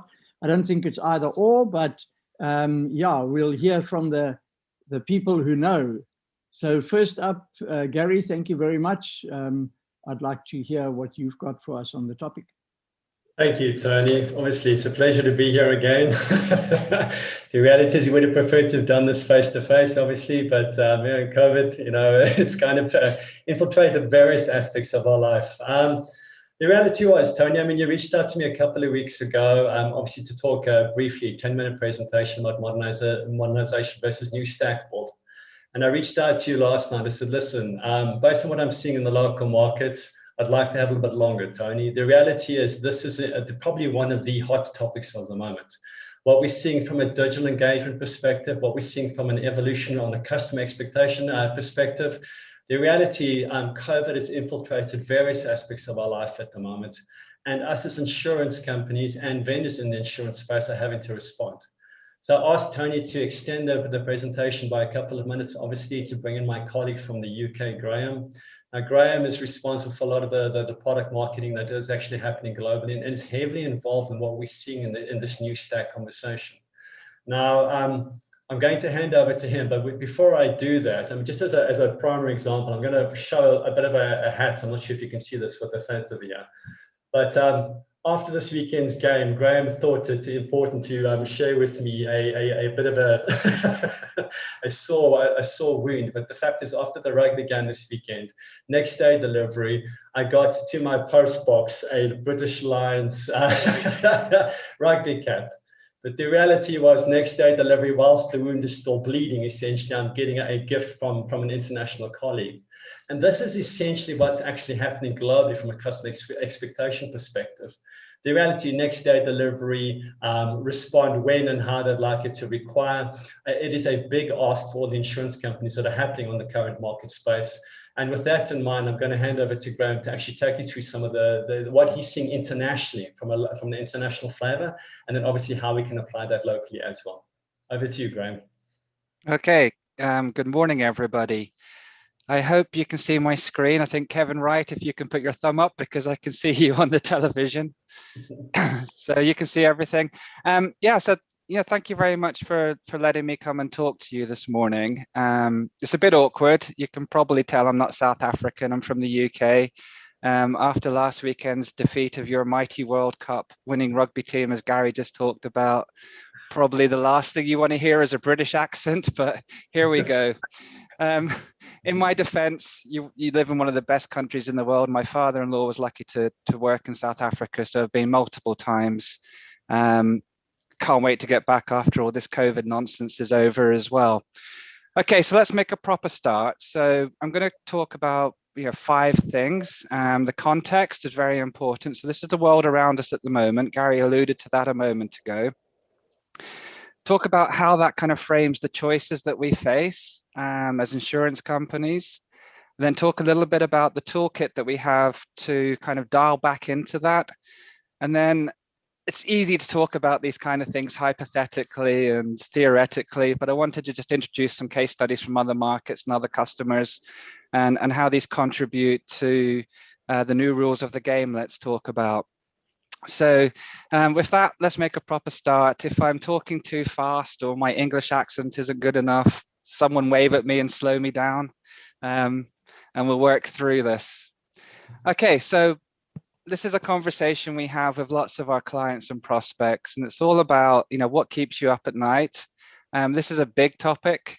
And if we think about this world around us, this is what I hear from people. Customer ownership, talent shortages, the COVID impact on future behavior of our consumers and our customers, what's going on with InsureTech funding, customer self-service, delivery into business users. So this is the kind of environment that we work in. So customer ownership is the first one. What's going on here? We've got this kind of battle between the insurance customers that we want to serve and work with, the fintechs from the banks that want they to be the primary control of the customer relationship, the car owners, the car manufacturers that deal with the connectivity that's coming into our vehicles. They see it as the customer. So all this is going on in the background, and we have to figure out what our role in this world is. Talent shortages is a huge one. Hiring, training, keeping really, really good talent. We say come and work in insurance. The kids are going Google, Apple, SpaceX, whatever it may be. So there's a huge element there that we have to kind of deal with in our daily lives. COVID, this has changed a lot of the behavior that we're seeing across multiple markets. This drive to online purchasing, this drive to no touch from the insurance company, everything's communicated on your smartphone. We'll talk about that a little bit later on. InsureTech funding, from out of nowhere, there can be an organization that does something different that eats into our market share. I'm going to talk about this. Customer self-serve. Your experience you have when you buy something online, how does that translate into the insurance purchase? And then obviously, this is a key one for perhaps most of the people on the call. How do we deliver value into our business? And how do we take this technology, understand the IT tools that are out there and drive that back into the business that we work in? And what keeps me up at night a lot is this problem, yet another Zoom call. So you understand how this works. And perhaps I put a little bit more content on the slides now so you can read and follow through and hopefully remain interested. Okay, so that's the kind of environment around us individually. What's going on in the macro world around us? I just want to talk about 4 key themes here. And every single one of these kind of will impact us today or in the future. It's going to impact on the share and margin that we have as insurance providers, not only for our existing customers, but also for the potential new customers we want to attract. The first one of these, starting from the top left of the slide, this injection of capital. I think I've tracked something like 304 major mergers and acquisitions over 2020, and it's the trend that we're seeing continuing in 2021. There's a lot of capital just pouring into this space. The venture capitalist companies and the private equity funders are seeing this transition in the marketplace, and they're saying, well, actually, we can inject money into this and we can start doing things. This evolving customer expectations we talked about, the legacy IT environment that they can invest in and change, and this constant drive for efficiency. So those are the kind of frameworks that says, actually, insurance is attracting new capital into it. They want to make companies scale and get faster. Alongside that, we've got this kind of corporate investment from these super rich, cash-rich organizations, be they the companies we're familiar with, and even down to the car manufacturers themselves that look at themselves now as almost, we can actually become an insurer and we can fulfill some of this. We can embed insurance into our products. So if I buy something on Amazon, like a fridge, it's going to come pre-baked with insurance into it. The knock-on effect is what happens to our traditional route of buying home and contents insurance. If a car comes with embedded insurance, how does that impact into our motor books as we look forward? So macro world around us again. And then we have my favorite, and I think some of those brands there, a lot of you will be watching and looking at with interest. I know there's some South African brands like Naked that have the ability to grow very, very quickly. If you think about, maybe some of your companies have spent 100 years building your brand and your company, and then one of these guys rocks up and does it in 10 years. So it's very, very interesting what's going to happen there next as well. At the moment, those organizations that have got scale are largely in the US. I think by the end of this year, they will have written between those 5 organizations, Next, Hippo, Root, Lemonade, and Metro Mile, something in the region of $1.5 billion worth of gross written premium. In the US, it's not material, but imagine when they wake up one day and say, actually, in the UK, in Australia, and South Africa, you all speak the same language, so maybe I can come over there and do something. So we know this is going to happen around us as well. And then finally, there's so many InsureTechs out there. Who do you back? Who do you integrate with? There's so much choice in that environment that it becomes overwhelming. And then there's 4 more. It gives us 3 main kind of generalizable choices when we're looking at the technology choices that we're going to make: modernization and new stack build.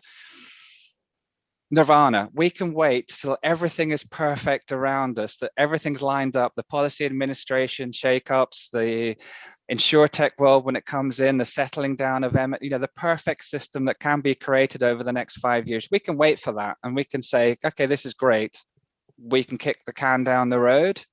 Or we can get in the game. And I want to focus predominantly about, getting in the game, because this is what we're seeing, not only in South Africa, but in all the other countries that we're working in, from Australia to the Nordics. There's 4 additional themes or insights that we can talk about that helps us be a bit more confident in the choices that we can make. And I describe this as what's in the technology toolkit that will make these kind of decisions easier for us. So we'll just go through these very, very quickly. The development of low code and no code products. So that sounds a bit weird. We work closely with the analyst community, Gartner, and they did a report on the future trends. And what they've actually said is by 2024, 2 years time, products and services will be built by people who are not full-time technical professionals. And you look at that and go, well, that's weird. And it sounds amazing.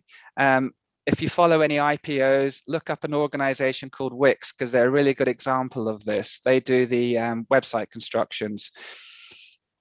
Anyone can make an enterprise-grade website, which we all understand, without having any coding experience. And this is the next generation of insurance software and what we're building at the moment. It's amazing to go and look at. You can have your staff empowered with the toolkit. They don't need to have coding experience. You don't have to worry about what language of the code they're in and all that kind of good stuff. So that's a huge theme that's coming out now from product design. So it's a team sport.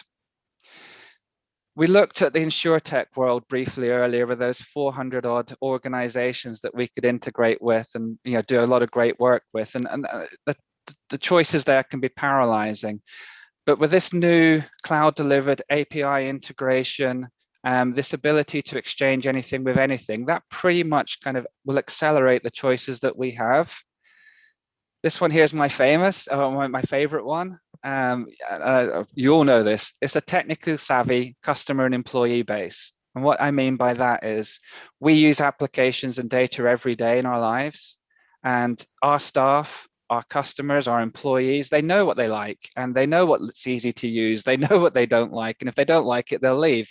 So it's a profound change when our relationship is based around a call center, a telephone, and we have this technically ability of our staff, our customers that can have a look and they're engaging with these things. We talked about the buying experience I had sending a parcel to South Africa.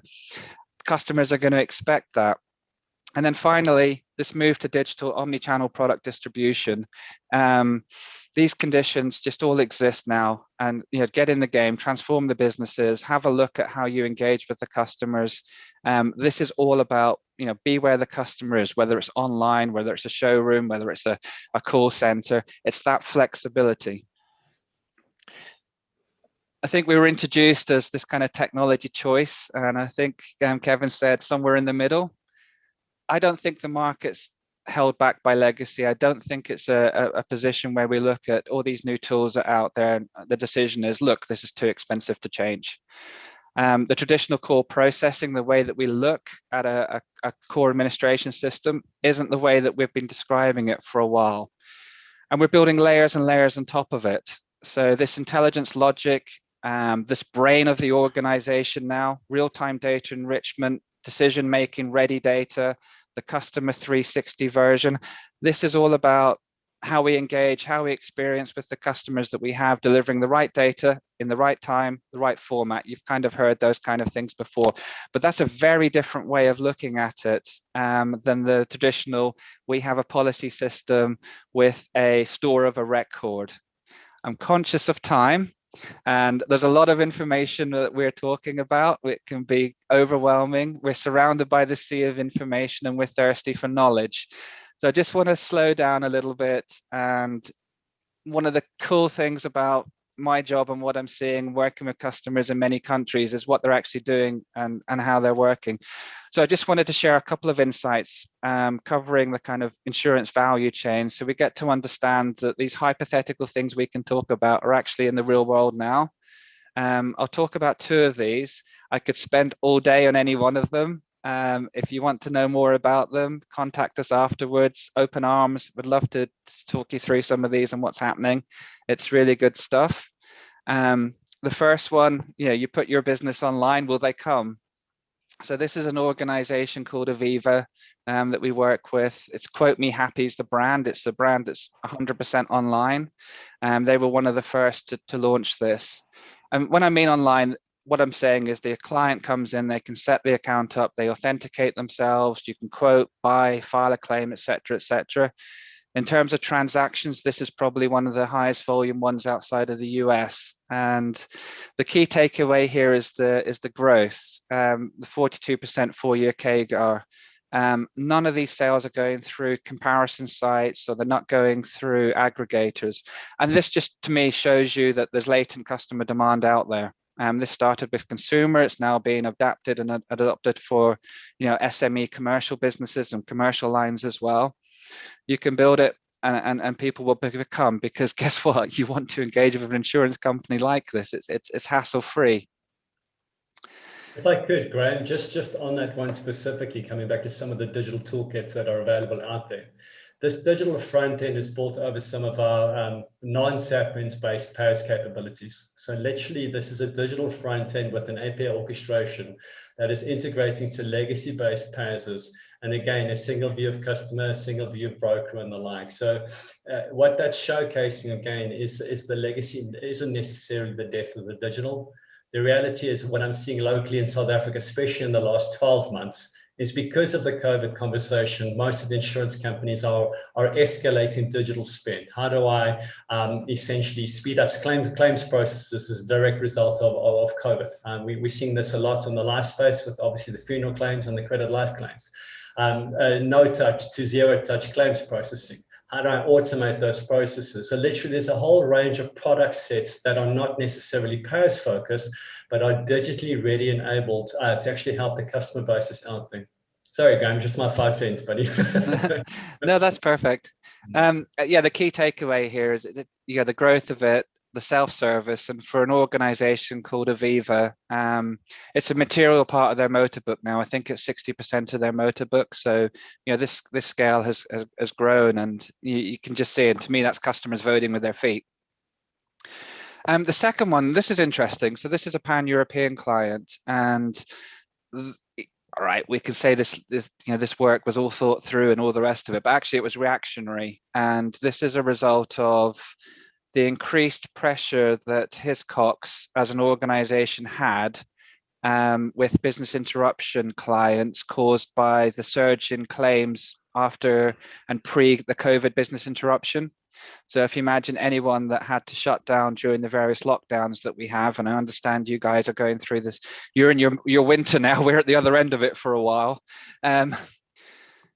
We talk a lot about, locking down because the hospitals were overwhelmed, but same kind of thing happened for the call centers of the insurance companies. They're overwhelmed with people ringing up going, hey, my business is shut, what do I do? And this drove, in a nutshell, straight through processing of claims. So we were able to make this distinction between what was a COVID claim and business interruption and what was a normal claim, whether it's flood, fire, or some sort of piece of machinery that broke down. So the decision logic of that customer flow was built around just to kind of alleviate that kind of pressure of the call center. And then look what happened next. Now the customer can go in and they can file their claim online. It's almost straight through processing. For a lot of it is actually. This is all publicly available. So, again, happy to distribute the case study. It's independent, it's Cellent's research, not mine or anything like that. But look what happened, 12% increase in overall satisfaction scores for Hiscox as a brand, 30% increase in claim satisfaction. So these are big numbers, 15% day one settlements, that's a straight through element. And then more importantly, they were able to move 6% of their staff into other customer line, frontline facing stuff, because they're able to take that pressure away from the call center. And long-term benefits of this approach, if you're bored of hearing from me, here's Harriet Parkinson, who spoke at a customer conference recently, and I thought she articulated this really well. The self-sufficiency highlights the ability of the IT department to leverage the core system and just give the business a bit more control. So I'll read from this quote. All the logic, ownership, and journey mapping sits for the business. This is the biggest win. There's no IT requirement. We don't have to add to their already significant workload. All of the changes can be made by the business analysis, not the technology department. If we are faced with a surge situation again, we as business users can change the configuration in hours. This would have taken months before. So I think the key benefit here is the pressure off IT, and we're coming to the end of the presentation. So I just want to summarize what we went through. And we talked about this scary world out there. There's so many things going around in our environment. It's difficult to unpick the ones that are going to impact us the most. That was the first section. The second section, technology is not a blocker. We can adjust, we can adapt at speed, we can exchange with various different components now. I see technology very much as an enabler. And then, as I just highlighted there a couple of seconds ago, this is something we didn't have 3 or 4 years ago. There are case studies out there. There are business benefits and from other markets that we can share, not just from us, from the analysts as well, that give you confidence that you can get in the game and be where the customer wants to buy from. So the new rules, relatively straightforward, exceed customer expectations. We now know that we can do the digital customer journey. Digital's chatbots, it's online, it's your application flow, it's the workflow is configurable anytime, anywhere, making the service really personable. We talked about low code, no code, how you can empower the business to make the changes in the policy flow, the workflow, publish it where you need to publish it. The ecosystem is huge out there. So many opportunities to take advantage of, whether that's new data coming in to help your underwriting department, or whether it's information for claims or whatever it may be. And this open API technology cuts the cost of integration. It enables you to take data points, bring them into your system and do something with them, which is the data analytics side of the story, and then leverage the cloud. This is all around the security, the easy updates, and the 24/7 real-time availability. It's not this old world of these big complex batch processing. This is very much about real-time and experience and where we are.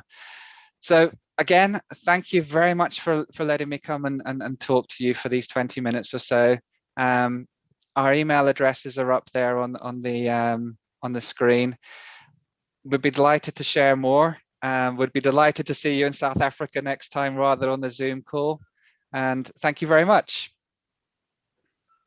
Great, Graham, thank you very much. So many questions coming out of that. So we will definitely have a a chance to talk around some of those.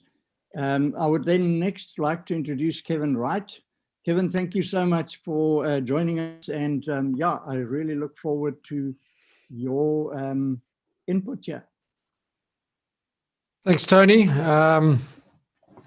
Yeah, nice to be here, and thanks for the opportunity to add a bit of value to it. I come from a bit of a different background to the guys from Sapiens. I come from the real hands on the ground and making it happen sort of things. And maybe just to start, you asked me to talk a little bit about systems across a multinational such as Santam. I'll talk about that, but just to say, applications and systems start off with a particular life, but once they get going in a company, they start to take the life of their own, and they morph into whatever they become over a few years. And legacy quickly comes about in that you can, what was modern today is tomorrow's legacy, and one always has to take that into account. Together with the business models that impact the way you implement systems. So we come from a fairly federated sort of business model. So thus you end up with a plethora of systems. They have pros and cons to it. You get maybe more innovation that way. You get quicker new businesses coming about, but you end up at some point in time with a complex web of businesses that you have to try to deal with and try sort out in order to take you to the next sort of phase. So just in our world, if you asked about globally, I call them globally packaged systems. It's the guys like Sapiens, Tier, Guideway. We have them. If you talk about locally packaged systems, the guys like Genesis, Teal, Cardinal, we have them. If you talk about bespoke systems, we have them too. So we sort of have a bit of everything. We started at Santam a couple of years ago, and sort of probably the key decision made in about 2013 was to say get rid of the mainframes for the largest part of the business, which is our commercial and personal business. And we chose Guidewire to do that. We implemented that across policy, rating, and now finishing off on claims across our PL and CL business. That project's been going on for a couple of years. Pretty much all the policies are gone now. The claims are happening. We've now built the crop business onto that. We're building our travel business onto that. My Way, which was one of our sort of federated type decisions when it was started close on 12 years ago, was to say, leave it alone and let it do its own thing and let it develop. It has. It started on Tier. Recently, Sapiens purchased Tier on a global basis. So they run on Tier. And then in Santam, we have a number of niche businesses, Mirabilis, Emerald, SHA, heavy haulage, transport, those type of businesses. Most of them run on Kit, which is by Kindle, which is a local sort of company. We have bespoke developed systems for Santam Re, for example, our reinsurance business that runs. We've developed a bespoke system there. And then we've got a couple of local package systems around. We sell some $50 policies for legal type policies, those type of things.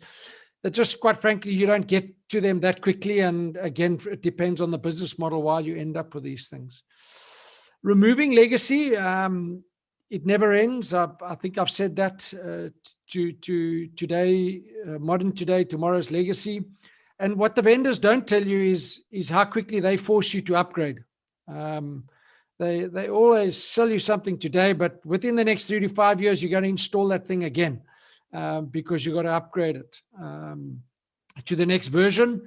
And I think it's probably a well-known thing that if you don't follow exactly, the sort of way the system was built, you end up with a bit of customization, and then the next upgrade becomes your problem on the customer, to handle your customizations.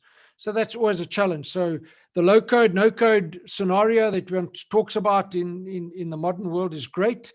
I think there's many businesses that take a large amount of advantages of that. But when you are a little bit of a oldish company, like sometimes just over 100 years old, and you don't want to change, and you need to accept sometimes that the brokers like your product that they sell, and it doesn't quite fit into the way the new package that comes along, you end up with a little bit of customization, and that's always a little bit of a challenge.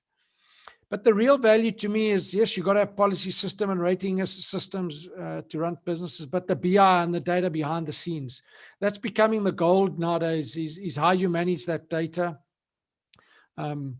we sort of obviously have data lakes and big data warehouses using Sybase IQ, using Cloudera, using ClickView, using Business Objects. We use all those products, and the actuaries will use a pile of other smaller ones as well that they use. But getting control of your data is one of the biggest issues that any major insurance company is grappling with today.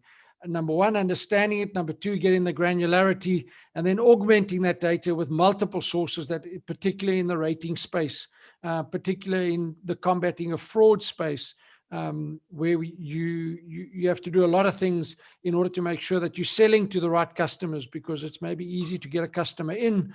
We know in this game, you lower the price, it's very price sensitive, you get customers in, but you only want to make sure you get the right customers. You've got to have some financial systems behind that. We at JD Edwards also, we had implemented that a few years ago, and a couple of years after that was bought by Oracle. And that is one of the risks when you go with packaged applications, is you're not sure what the shareholders of that packaged application will do in the years to come. In that, do they sell out? Do they do whatever? Do they merge with the biggest opposition? You might be on the right side, you might be on the wrong side. My personal view, having been in my previous life as a CIO with a different organization where I was a big Oracle customer, it's clear that since JD Edwards was bought by Oracle, that you don't get all the features that they put into Oracle. JD Edwards is a bit of the sort of stepchild in the Oracle family there. And then an issue that's hit us now is IFRS. The IFRS is probably, to me, one of the biggest changes I've seen in the last 20 years on how you have to account for something. Having majored in the subject about 30 years ago, it's not that easy to work out how the accountants think now. But in a business such as ours, where you're writing across every line of business that you could think of, there isn't a particular line that we don't write or class of insurance that we don't write. The whole IFRS thing is massive. And we're building a bit of a bespoke application around IFRS package with SaaS. And then we had chosen Microsoft CRM or now called Dynamics 365 to run all our workflows and run our customer engagement layer across our organization on how we do things across Santam. But where do we spend our time and effort? And I'm only going to take about 10 minutes because that was the brief, and I've got nothing to sell, only facts to tell. But probably about 80% of the activity happens across 5 applications. Yet we have about 64 packaged applications across the group, and about another 53 bespoke developed. If you look at all the different license agreements that we pay on a sort of annual basis. Security is a huge issue nowadays. Whoever you choose to go with, make sure they can give you security patches, vulnerability patches, ASAP. This space is getting bigger and bigger. I don't have to tell anybody in South Africa. You can just, if you have anything to do with Transnet now, you can see the implications happening. It's not becoming abnormal to hear people being taken out now at the moment. It's you just probably, it's the thing that keeps me awake the most as a CIO is, that dreaded phone call in the early hours of the morning to say that something's happened. So scanning for all your security and stuff is a massive thing. And then in our South African market, the whole outsource business and meeting regulatory requirements around that. So if you count the outsource business applications together with the versions from many of the local bespoke systems or package systems that we sell in South Africa, there's about 30 different versions of applications, and the data layouts are often different in those items. So that becomes incredibly difficult to sometimes meet data and incredibly expensive. Maybe, I always say to the guys at work, no problem's too big. You just need time and money, and you can solve anything in IT. Those are the only 2 things you need. So with a big enough checkbook, you can solve everything. And this whole concept that data doesn't just magically flow. I hear I'd be a little bit critical of IT sales when it's saying APIs and it's just going to flow.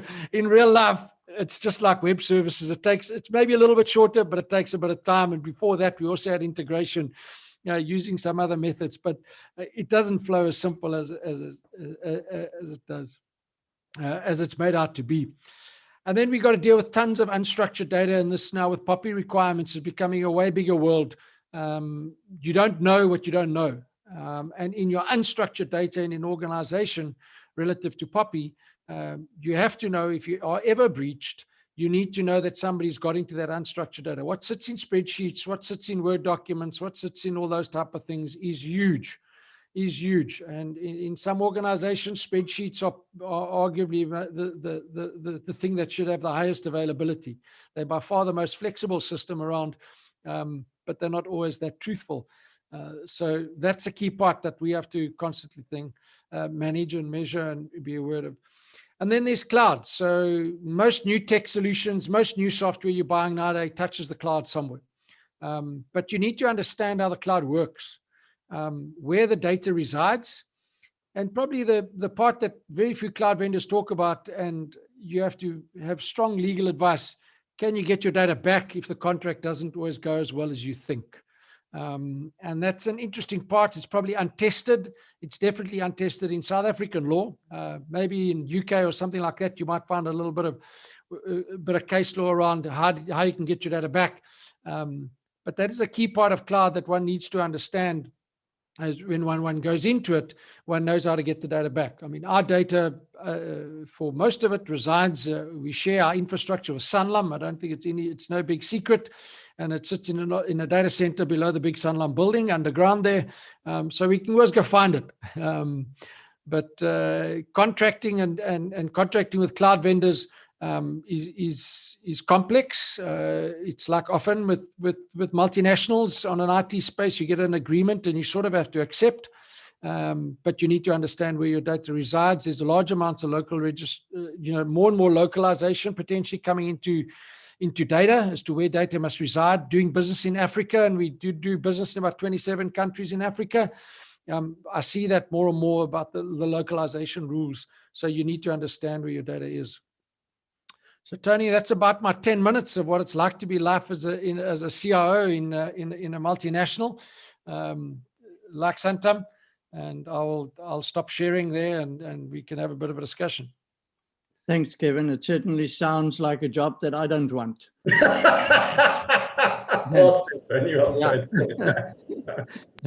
Tough one.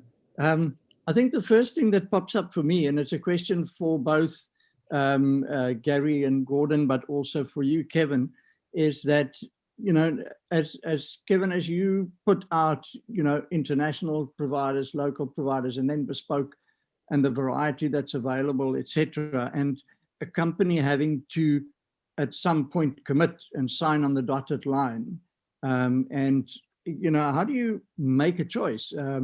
Because obviously, if you look at a company like yours, where you are, Kevin, it's not that you are involved in each business. There are people driving those businesses, and they have those needs, and they drive their things, but they look for direction. How are those decisions made, and what determines that?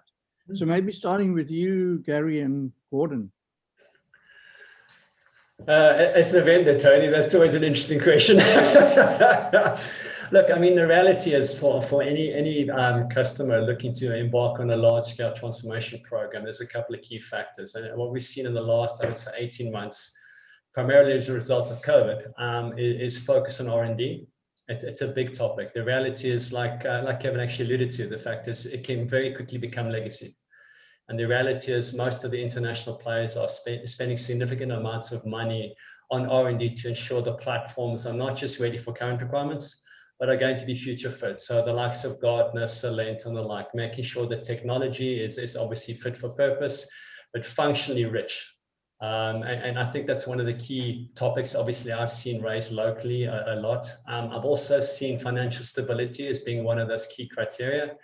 The reality is these are marriages, hopefully 10, 15, 20 years down the line. And the reality is they need to make sure that the vendors are going to be around in that time scale. So that's another topic that's also coming into play. But at the end of it all, it comes down to what Kevin refers to as his checkbook. How much money has he got, and how much money are they willing to spend, essentially? But the reality is, Tony, all jokes aside, it is the brain power. It's the transactional engine. It is the vehicle that's going to power your business into the future. And it's a lot more complex than just a couple of comments from me, as a vendor sitting on the sidelines. Kevin, buddy, you're involved in these decisions on a daily basis. For you, what's the critical criteria? So the first thing for us is to have a little bit of forward planning. Very Okay, good. so that's number one. Have a bit of forward planning, and then annual reviews of those plans. That's the first issue. We fortunate, in Santam, and I've been with Santam for 8 years. I've worked for one or two other corporates in South Africa as well. But there's a very good business and IT sort of relationship, and maybe it's a little bit, I suppose, depending on the IT guy. I mean, I don't come from an IT background. When I joined Santam with Ian Kirk, I joined as running ops and IT. So the sort of business IT decisions are quite close. We don't really have conflict in that. We always have to put some numbers together from a business case. But I think the pros and cons are the key part. I mean, if you go with a global package, type scenario, financial stability of the guy for the future is key, because you are betting a little bit. It's the foundation of your business. So financial stability of that guy is key. The contract is absolutely key. But the pros that it does give you access to greater skills around the world. In that you can find labor that can configure the system, etc., around the world. Your negative, if I just had to go to bespoke systems, is you will always find in a bespoke system, you'll have one or two people in the organization that end up holding the key to a key part of that system, and you can get nothing done in the damn place until those people, don't make time, etc. And that's the negative of bespoke. There always ends up one or two people, with that. And we had that on our mainframes, and, people age as well, and that becomes an issue, and you can't get rid of that. So the balance is somewhere in between. But I do think, the world has gone more package orientated in many, many, many industries. I mean, packages today, where it's low code sort of environment, it gets complex. I mean, I was just say everybody can build a spreadsheet, but not everybody can build a complex spreadsheet. If you see what some of the actuaries build in Excel compared to the average sort of accountant building in Excel, I mean, they chalk and cheese between the two of how they use the identical product. And I think that's what often happens. I feel that many of the packages are low code. Some of them you have to write some code depending on your product, your local customizations to your banking rules and, your banking integration and so forth.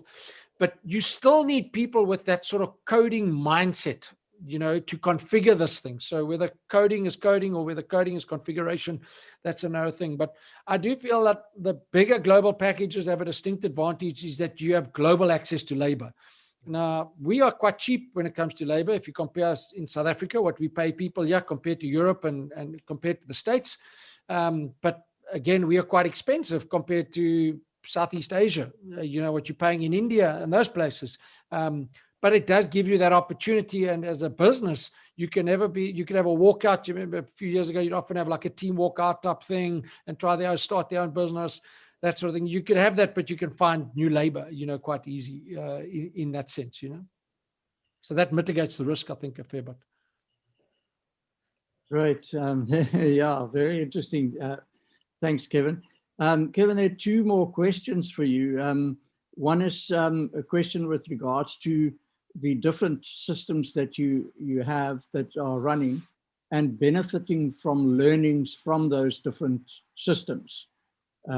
Is there a way that you can actually, learning from what you're getting out of one system and trying to get better benefits out of another system?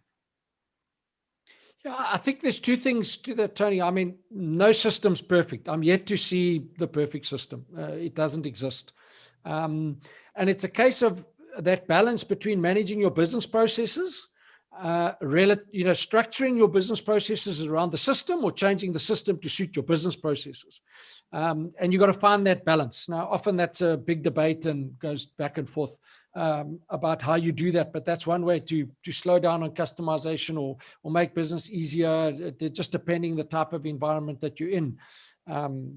In some way, that's when new starts are much easier. And probably today, if you want to start something, it's maybe rather than trying to migrate all this old data, it's easier to maybe start on the new thing and slowly wind down the old thing, type scenario, because you don't get stuck with all this legacy data and you can start new processes and so forth. But you've got to manage your client base and the people that distribute your product and so forth. You got to manage all those things.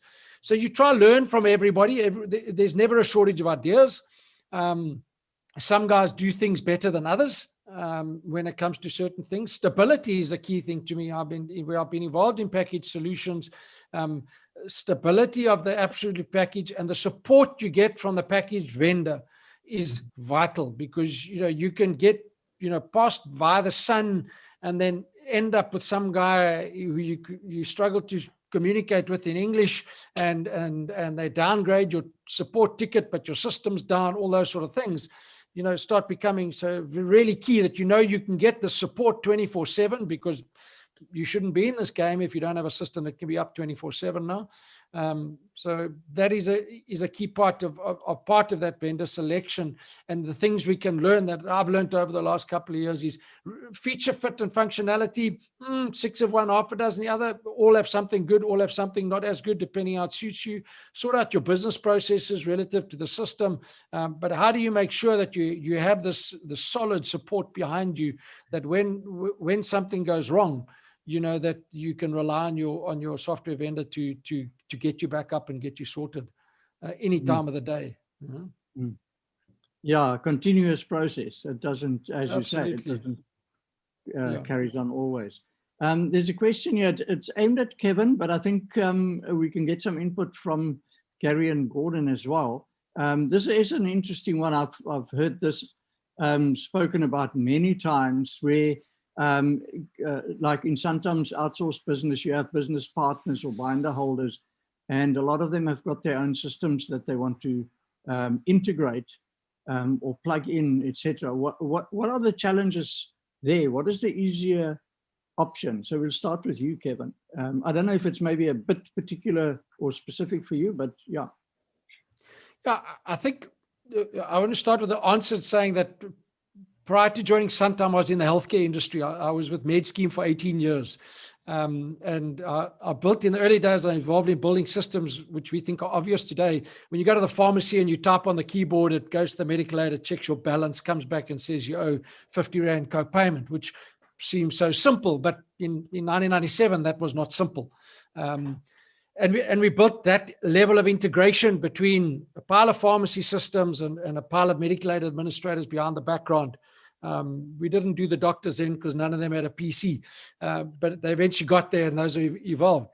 I think we're in the same dynamic with binders. Binders is a key part of Santam's business. I mean, so they're valued, they're vital to our business, they play a big role in our business. It's a large part of our business, but we need to get that interconnectivity going better. We've tried as an industry to get standards. We've tried with Stride, we've tried with Astute. And I must say, as an industry, we haven't done that well. We've struggled to collectively work as an industry. If I compare the healthcare industry, how it worked together in order to create those standards and make things talk together, in order to lower admin costs and make sure there's no duplication of costs. I felt that industry worked much better than what I've seen in the short-term industry, and I've now been in the short-term game for 10 years. So I think it still has to mature a bit.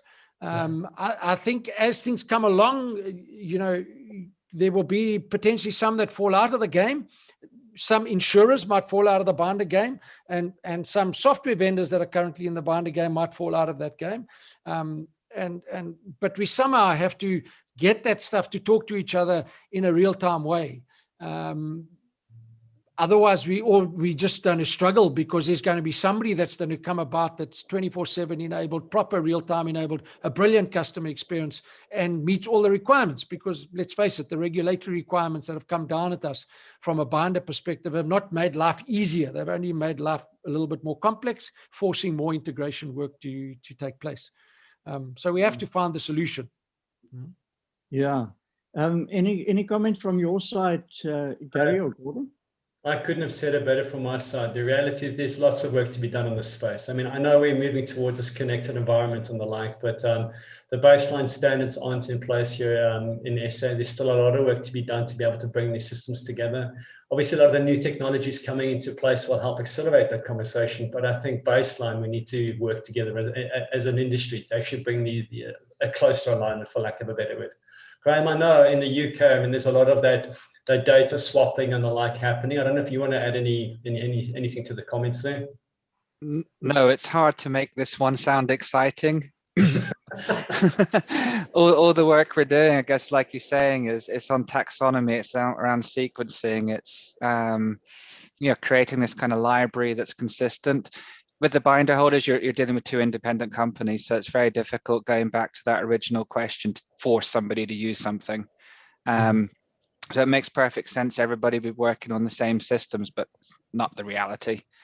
So the investment that's being made now is all about mapping, sequencing, library, making the data available, making it match each other's systems. Which is expensive. Yeah.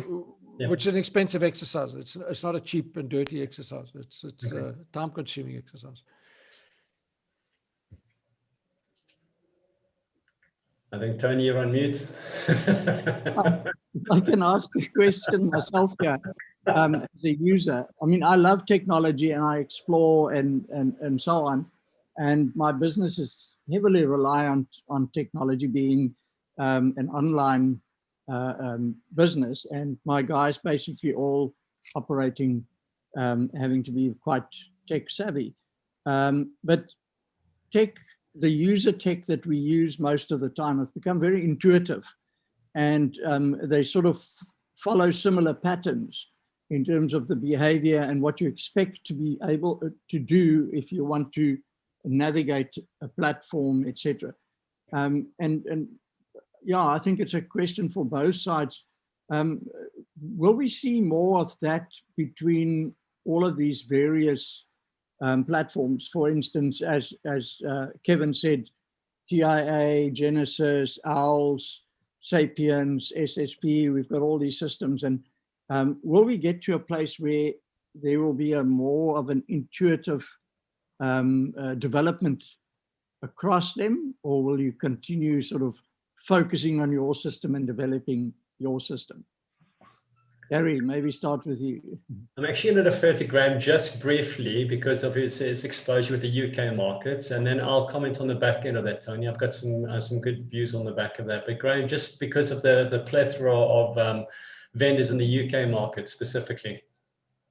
So, what we're working on at the moment is all persona based. Yeah. So everything's being designed for the particular user.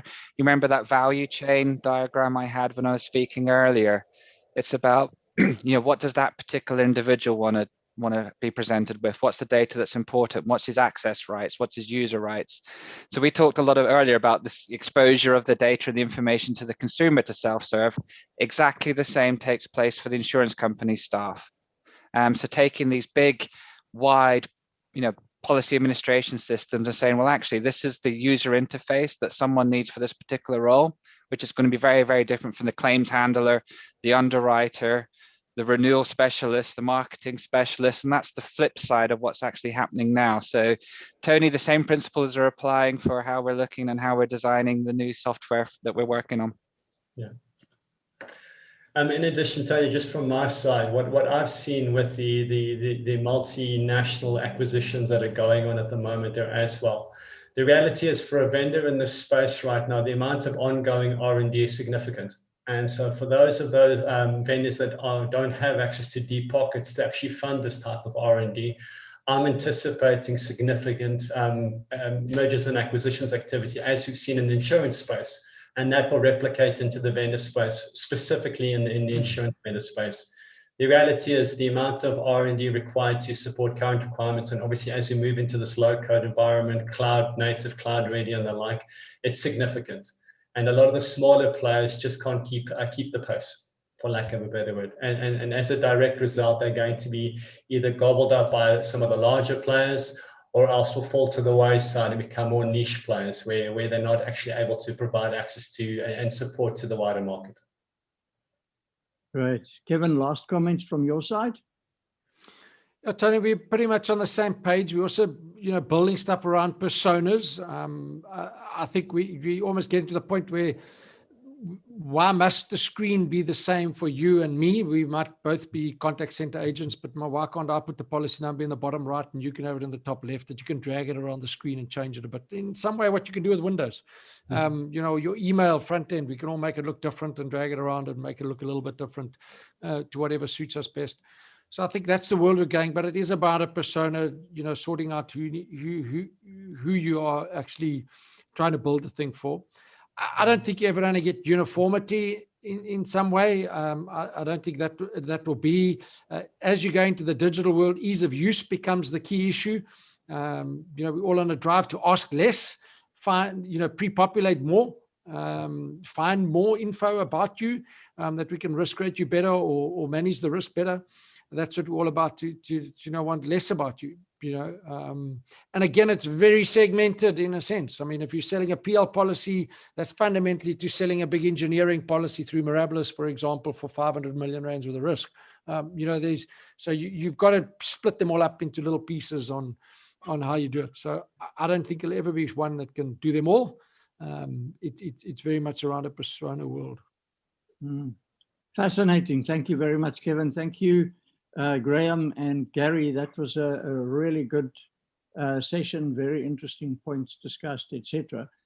And thank you for your participation and your preparation for this session. It was great. Yeah, thank you. Thank you, everybody. It's nice to meet you all. Good to see you again, Kevin. Thanks, Tony. Thanks, guys.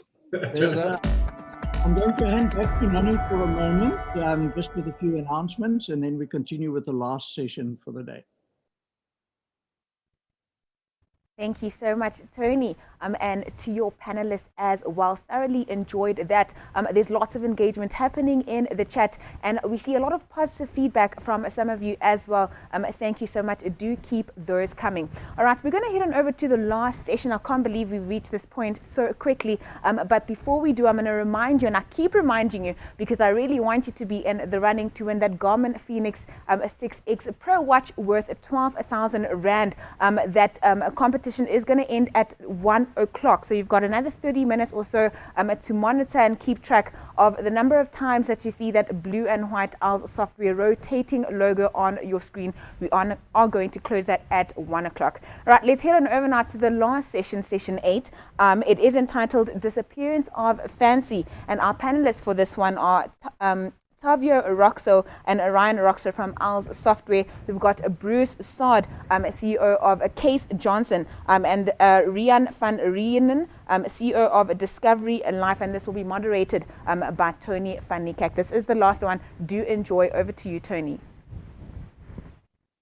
Great. Thank you very much, Nani, for that. It's the last session. I'm a bit disappointed that we've got to the end. It feels like we got here so quickly. But a great session ahead of us again. I just need to add, it's Tavio from Owl Software and not Ryan that will be speaking. So my mistake there, I think we left that name on. And then we've also got Bruce Saad that is going to join us. We had some challenges with Bruce yesterday, and hopefully we will have sorted that out today so that we have him on as well. So to the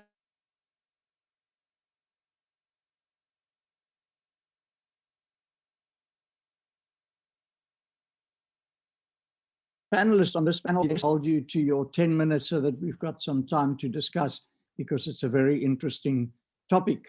Tavio, over to you.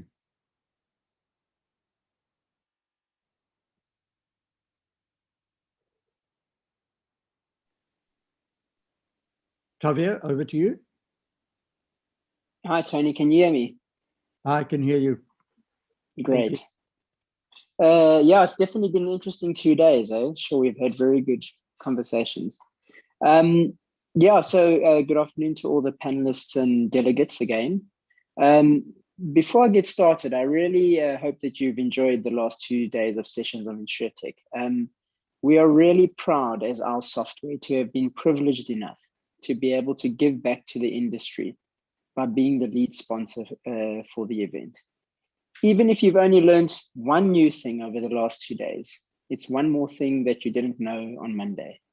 That being said, seeing the quality of the presentations and speakers, I can certainly say that I have had many learnings over the last 2 days. So just on the competition quickly, we received a high number of people accessing our website to fill in their details for the competition for the drone yesterday and for the Garmin Phoenix 6X Pro watch today. And we're looking forward to announcing the winner, I think, Tony, at around 13:25. Is that right?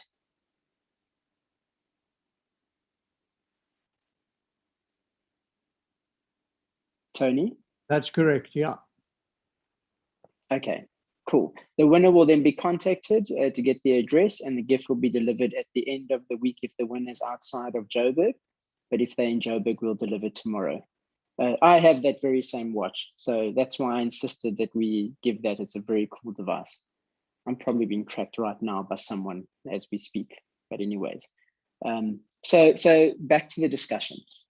If not the fancy app, what is the future of insurance? I think we've all formed our own opinions on what the future looks like for each of our respective businesses represented here today, I'm sure. So in true Tony style, this is a tough question, and I don't think it has one answer. What is clear, though, over the 2 days of sessions is that two central threads permeate through most of the discussions that we've had. And for me, they are, firstly, that whatever you believe the future looks like, it will have to be a customer-centric approach. And the second is that there will always be this layer of technology that underpins it all. Whether it's hard touch, soft touch, there will always be the tech side of things. So let's talk about the customer. And the customer is broader, to my mind, than the person or entity that is paying its premiums. The customer is every stakeholder in the insurance value chain that you as a business has to engage with and service. So let me explain. By way of example, if you are a UMA, your customer in the traditional sense is the broker. But in actual fact, if you take a bird's eye view, or let's say an owl's view, it's that your customer is actually the broker, the policyholder, the insurer, the reinsurer, your own internal users. And even if you then want to break down your own internal users, as was mentioned in the previous session, you have to draw a distinction between finance users, operations users, executive users. They each want different things and they consume different data and functionality. So each of the above interactions with your organization seeks to move the business forward and should therefore be acknowledged as being a valued contributor to the overall performance of the business. Therefore, one would be completely remiss to approach a technological journey monolithically with a view to solely service just that broker in my above example. So understanding that the customer can take the form of many stakeholders, then it becomes imperative that the technology choice recognizes this too. So how do you choose the technology required? When one's knowledge about a subject is limited, I'm using myself as an example, or when comparisons in this case between technologies are difficult to understand, I think many decisions are driven by cost. Let me use another example. If I ask you, Tony, to go buy me the best mountain bike, not knowing much about mountain biking, you're walking to Cycle Lab and you're going to buy the one that costs the most. It has to be the best, right? But that's simply not correct. There are downhill bikes, XCO bikes, light bikes, heavy bikes, long travel suspension bikes, short travel suspension bikes, dual suspension. I mean, the list goes on and on. So before you go to Cycle Lab to buy me a mountain bike, it's important that you ask me a couple of questions of what I'm wishing to achieve. And this will help you focus your purchasing decision on the mountain bike. The same is true of technology. One has to understand what the organization needs and ask various questions before choosing a technology. One should definitely not choose a technology based on what one of your competitors chose or a friend in a similar business chose. The good news, of course, is that we've seen over the last 2 days, there are a number of options out there of technology providers that all bring different strengths to the table. In selecting a technology in this example of the UMA that I mentioned earlier, one would then need to consider that at a minimum, the system or the technology should cater for all the above types of users. and would have to perform the various functions required by that UMA business. So in choosing the technology, just like a mountain bike example, there are some absolute truths. So in the mountain bike example, you need 2 wheels, gears, and brakes. With systems, there are certain fundamental technology traits that you have to ask the questions of your technology provider and they have to observe. The first is, and we all know it, we've heard it over the last 2 days, the system must be cloud-based. The next is that there must be this concept of multiple users being able to interact with that data and functionality. The third is that all of the above will have no impact on the UMA's operations if there isn't a strong reporting engine that allows for the quick drawing and analyzing of reports from data sets to analyze information about your business. And I believe that there must be a live view of this data, as static reporting will become a legislative or regulatory concept, but running your business will require real-time information. The system must have the functionality to be able to customize product to a level that will accommodate cover that can run for hours rather than days or weeks or months. And with all of this comes the requirement to service in multiple channels. You see, your customer of the future, as we've learned, will expect all of the above, be it a human interaction or a digital one.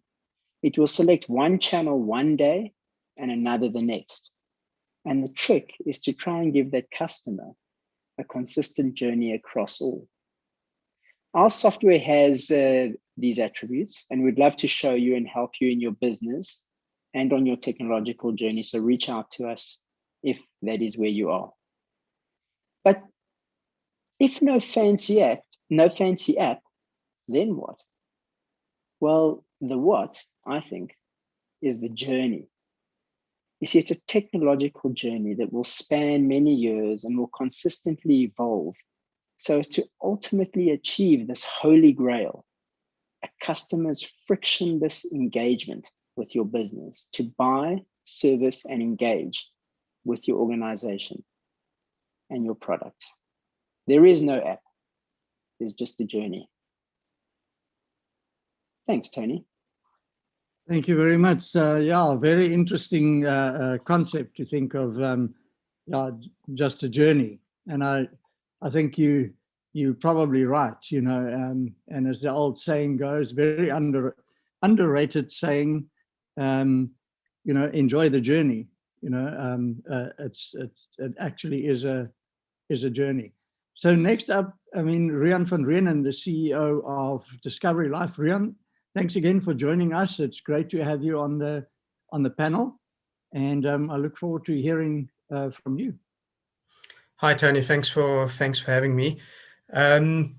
Yes, I would like to, I think, add to what Tavio said. So the customer journey is really, really important.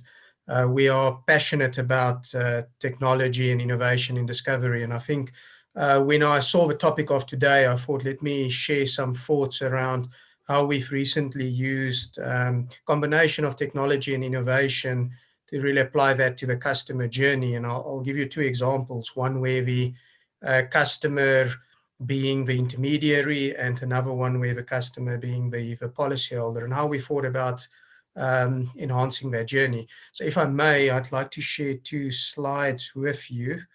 Let me just see if that works. That will be the easiest to really explain that. Let me just share it in PDF format. So hopefully you can see that. So just 2 examples that I thought let me talk you through. The one is something that we've called AI Quote, or artificially intelligence enabled quoting system.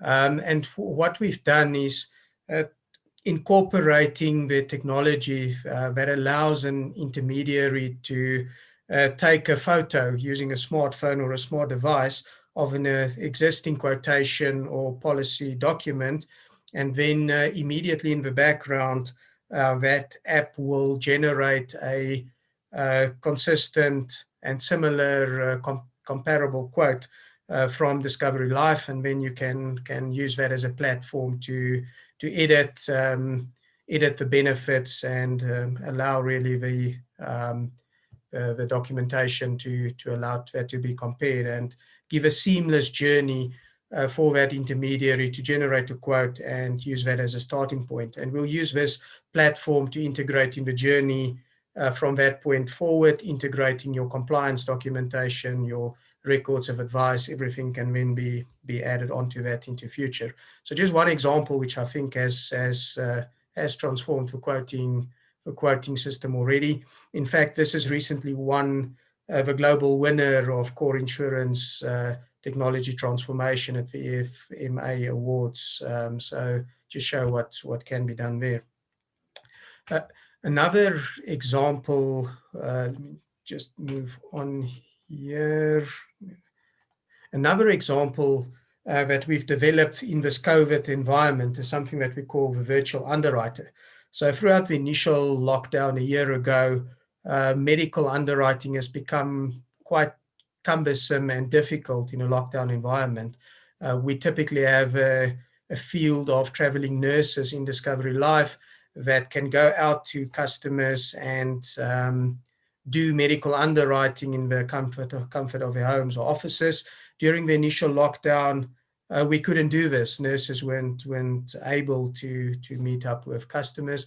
And we found that continued through the various waves and lockdown legislations at different times, underwriting became more difficult. So we thought, let's utilize the technology like we have here today on a Zoom session or a video conference session, and in the comfort of a client's own home, start that initial underwriting process. And the advantage of that is a better customer journey, but we also found that it gives us better risk rating. And at the same time, you can use what we call flexible questionnaires, which depending on answers can automatically go down a different, unique trail of questions to avoid those follow-up questionnaires if something has been flagged in a typical initial questionnaire. So we see the take-up and activation rate being very good, and these are really expanding at a rate as customers realize the convenience thereof. So I thought I'll just share those two examples with you, just showing how we think about customer journeys, how we can utilize technology, and I guess how you incorporate some of these in the app. And I think we'll find more and more of these technologies emerging in future and just really accelerating the pace of technology and the pace of innovation. So yeah, just wanted to give that quick glance of what we've done and share that with you. Great, thank you very much, Kevin. Very interesting. Yeah, it's great to look at the systems as to not necessarily always. I mean, it's important, the holistic approach to the systems and looking at the systems as such, but also looking at separate interactions with the client and separate benefits that you could add to the client, and developing and making sure that you develop specifically in certain areas like you've illustrated over here. But next up, we've got, with a slightly different view, Bruce Sard. Bruce, thank you very much for joining us today. It's great to see you here. I know you had some challenges yesterday, but hopefully those challenges don't come back. Technology is not always dependable. But it was interesting yesterday when you had that challenge. I was thinking to myself, the first thought that came to mind is that technology is not always dependable. But then I thought about it a little bit, and I realized that, we've sort of got rid of our backup plans when it comes to technology. And actually that means that technology has become dependable. Otherwise we wouldn't have gotten rid of our backup plans. So here you are, Bruce, today without your backup plan, with your same technology as yesterday, but it's working now. So welcome and thank you very much. Thank you, Tony. And because of my technical problems yesterday, I need you to confirm you can hear and see me fine. I can hear you and I can see you. In fact, it was a beautiful lesson in how technology is only as good as the humans who use it. And I was the failure. And in fact, my talk today has got a lot to do with risk management. And I failed in allowing Zoom to update the morning of the talk. And it didn't update, and it didn't, it messed with my audio, and my speakers went to hell. So I'm guilty of not practicing what I preach.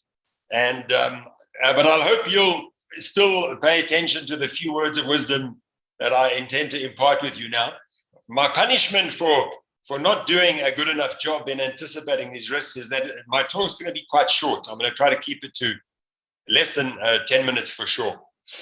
So let me share my screen. And Tony, if you or somebody, if you could just give me the thumbs up or confirm that you can see it.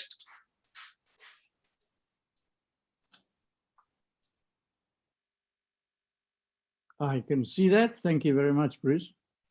Great. So the topic that I'm tackling is under the phrase testing the waters of digital insurance. So, Tony, I mean, as you know, and maybe the rest of the delegates would be interested to know, is that I've done a lot of stomping around the continent with you and with various industry players, and it's been really, really interesting. In terms of what's happening, especially in terms of the adoption process of digital. So my approach is not going to be technical at all. I mean, the guys you've heard from are much more smart about all of that stuff. My approach is going to be very much along the lines of the culture of business risk, the culture, the adoption of new things, the adoption of innovations, and the risks that goes with it. And so the phrase testing the waters is a great metaphor for this. So I've just got a few slides. I'm just going to work you through them, with beginning with some opening thoughts. So the topic being testing the waters. The focus of a lot of what I just want to share with you today is it's about testing the waters to get more digital transformation. This is a key word. I'm very much invested in trying to help insurers digitally transform, and especially in the world of distribution. Distribution is the thing I'm really passionate about, and that's because of the next point, is to get more penetration. The more penetration of insurance across the continent, the better not only our shareholders are, the better we all are as industry professionals, but the better society is. Society is better off with insurance. And I often think more needs to be said about that, but that's for another conference.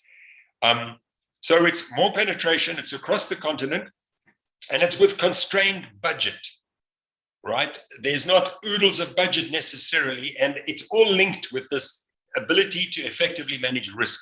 And by risk, I don't mean necessarily the usual risks we think of when it comes to insurance, claims risk, that kind of thing. I mean, kind of business risk. I mean, innovation risk, the risk of getting it wrong, the risk of adopting a digital initiative that fails. And how do you allocate the right amount of budget without betting the farm on it? And maybe what I'm saying to a lot of you is like kind of obvious, but I think that in my experience, there is a need for a new philosophical approach to adopting a new digital initiative and the technology that enables it, right? So these are my opening thoughts. A few comments on this metaphor, testing the waters. It could start with a question, what waters? What waters to test? And these are the classic questions. Start with defining a strategy, audit one's sort of capabilities, identify the opportunity, design the strategy, appoint your owners, or as I like to call the jockeys. I'm a huge believer that the most magnificent technology in the world needs, hopefully few people, but still people. You need the human capital. You need a good jockey to ride this magnificent horse. And I use, that, analogy in the concept of the technology being the horse. And you need the right people to use it. And I mean business users, not necessarily only the consumer users. The consumer users, we should make it easy for them. All right. So the first question is, what waters? And these little points are a simple way to start. And I often see some of these things are missed, and they're often missed. The second question is, which toe to put in that water? And this is kind of coming back to the topic, the concept of testing. Define the test. What are we going to test? Yes, you've got to have defined your strategy first, right? You've got to have defined, your strategy. But the scientific method is the most wonderful, wonderful invention, actually, in the history of philosophy, not actually science. Anyone is interested can look that up. The scientific method is the most powerful, powerful thing ever invented. And we can apply it, and many players do apply it, to business risks and business knowledge, beginning with a hypothesis, designing a test, validating or refuting the hypothesis through measurable, results, setting a budget, and predefining the success criteria. Even that last point, if it's done, I think you have a much higher chance of success. And then the question of when to dive. Testing de-risks the rollout. A smart test is an incredibly powerful thing. It proves the concept before you scale and invest, and it allows you to scale up with a high degree of confidence.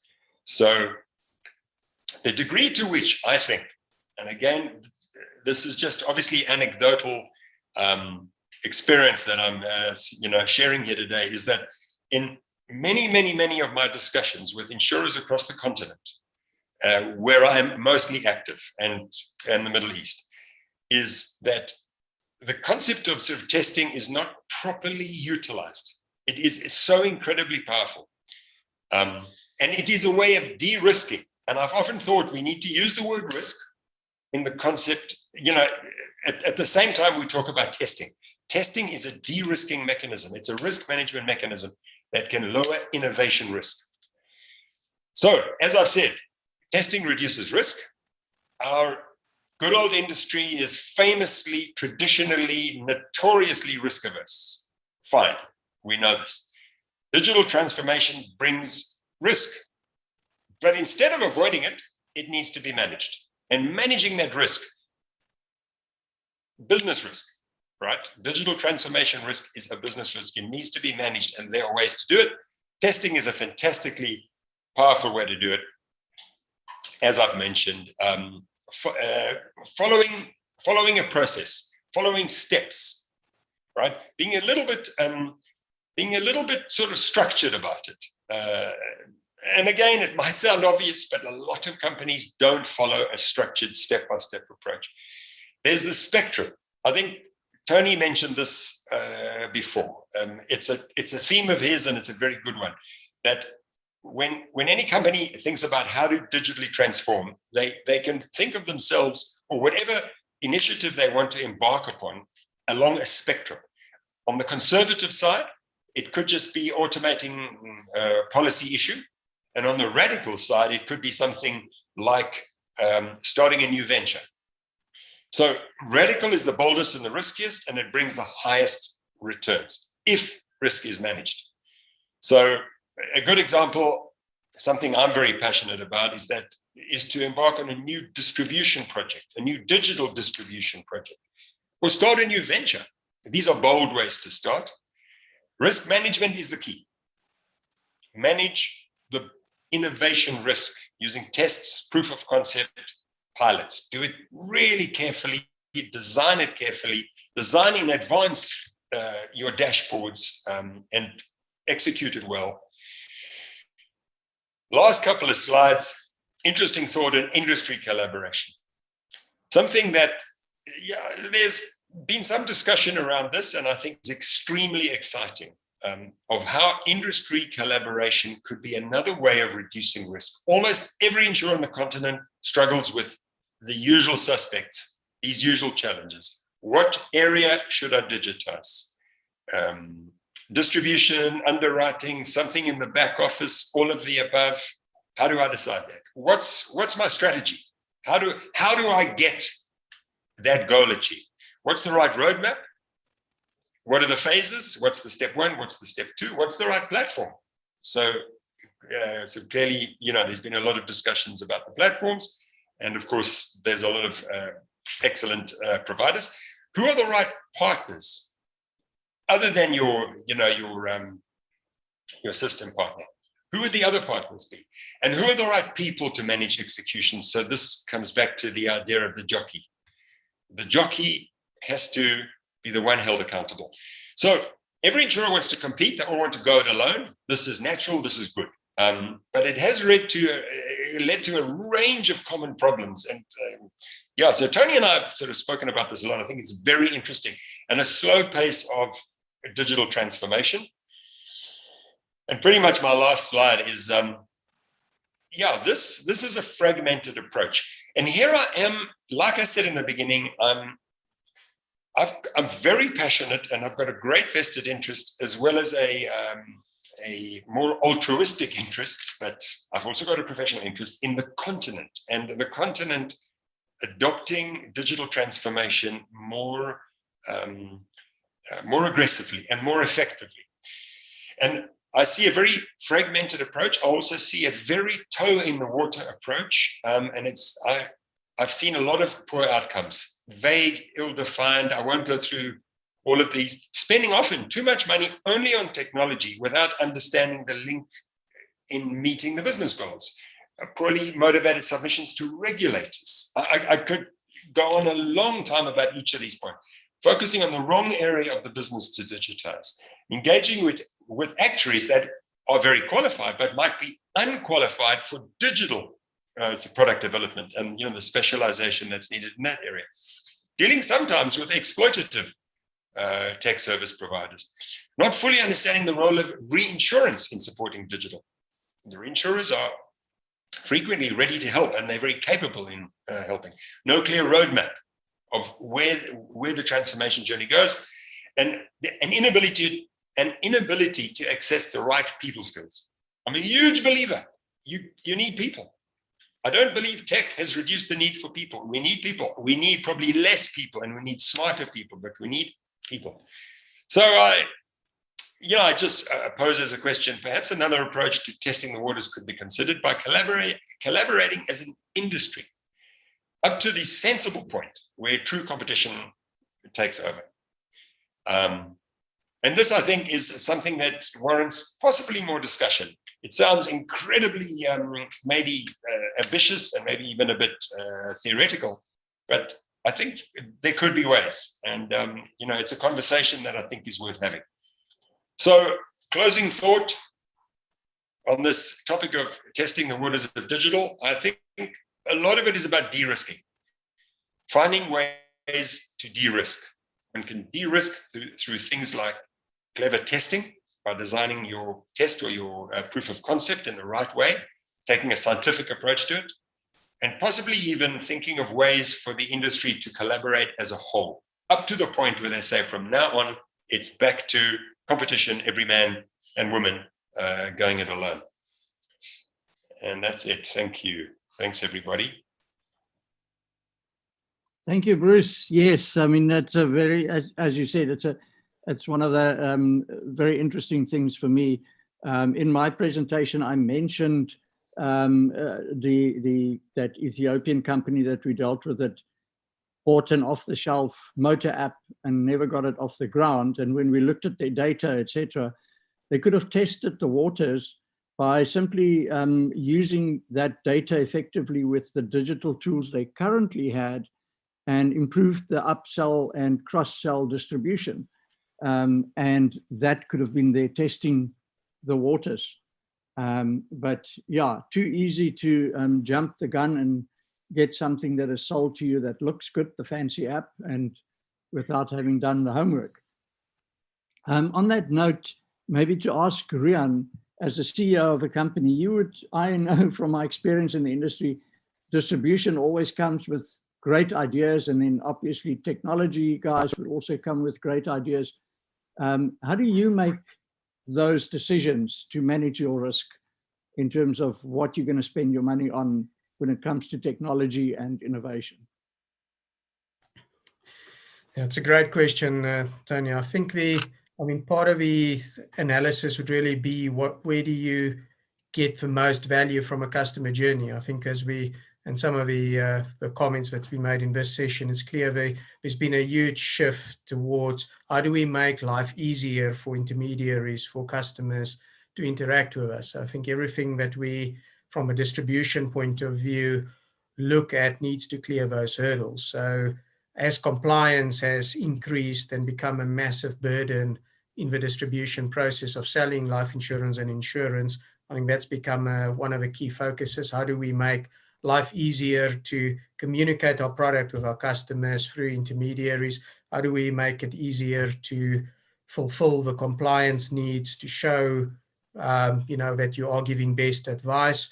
And then how do you seamlessly integrate into the onboarding process, including underwriting processes and the actual upload? So I think a big filter is around that ease of doing business, and your return on investment really needs to be there, that you make life easier for everybody down the value chain. Yes, thank you, Rian. Yeah, indeed. I mean, when I look at sales, obviously it's in the interest of a salesperson to try and sell you as much as possible. That's his job or her job. Tavio now, as a product provider, and I suppose in some way also a service provider in the industry, you would obviously want, and you're a tech guy and you love innovation and all of that.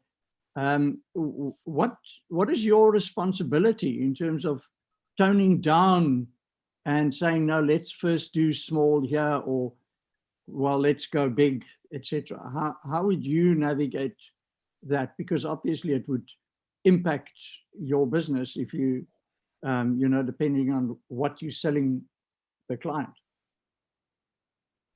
Tony, I mean, the advantage that a service provider like ourselves would bring is that whereas an organization, it's the first journey or technological journey which they embarking on. We've done, hundreds before, and we've seen, and we've made all the mistakes. I mean, you make mistakes, and you kind of then get better and better at it. And you also then get to understand which are the pain points and which are the areas which require a fair amount of attention and which are the areas which don't. I mean, the one point which Bruce mentioned earlier, testing.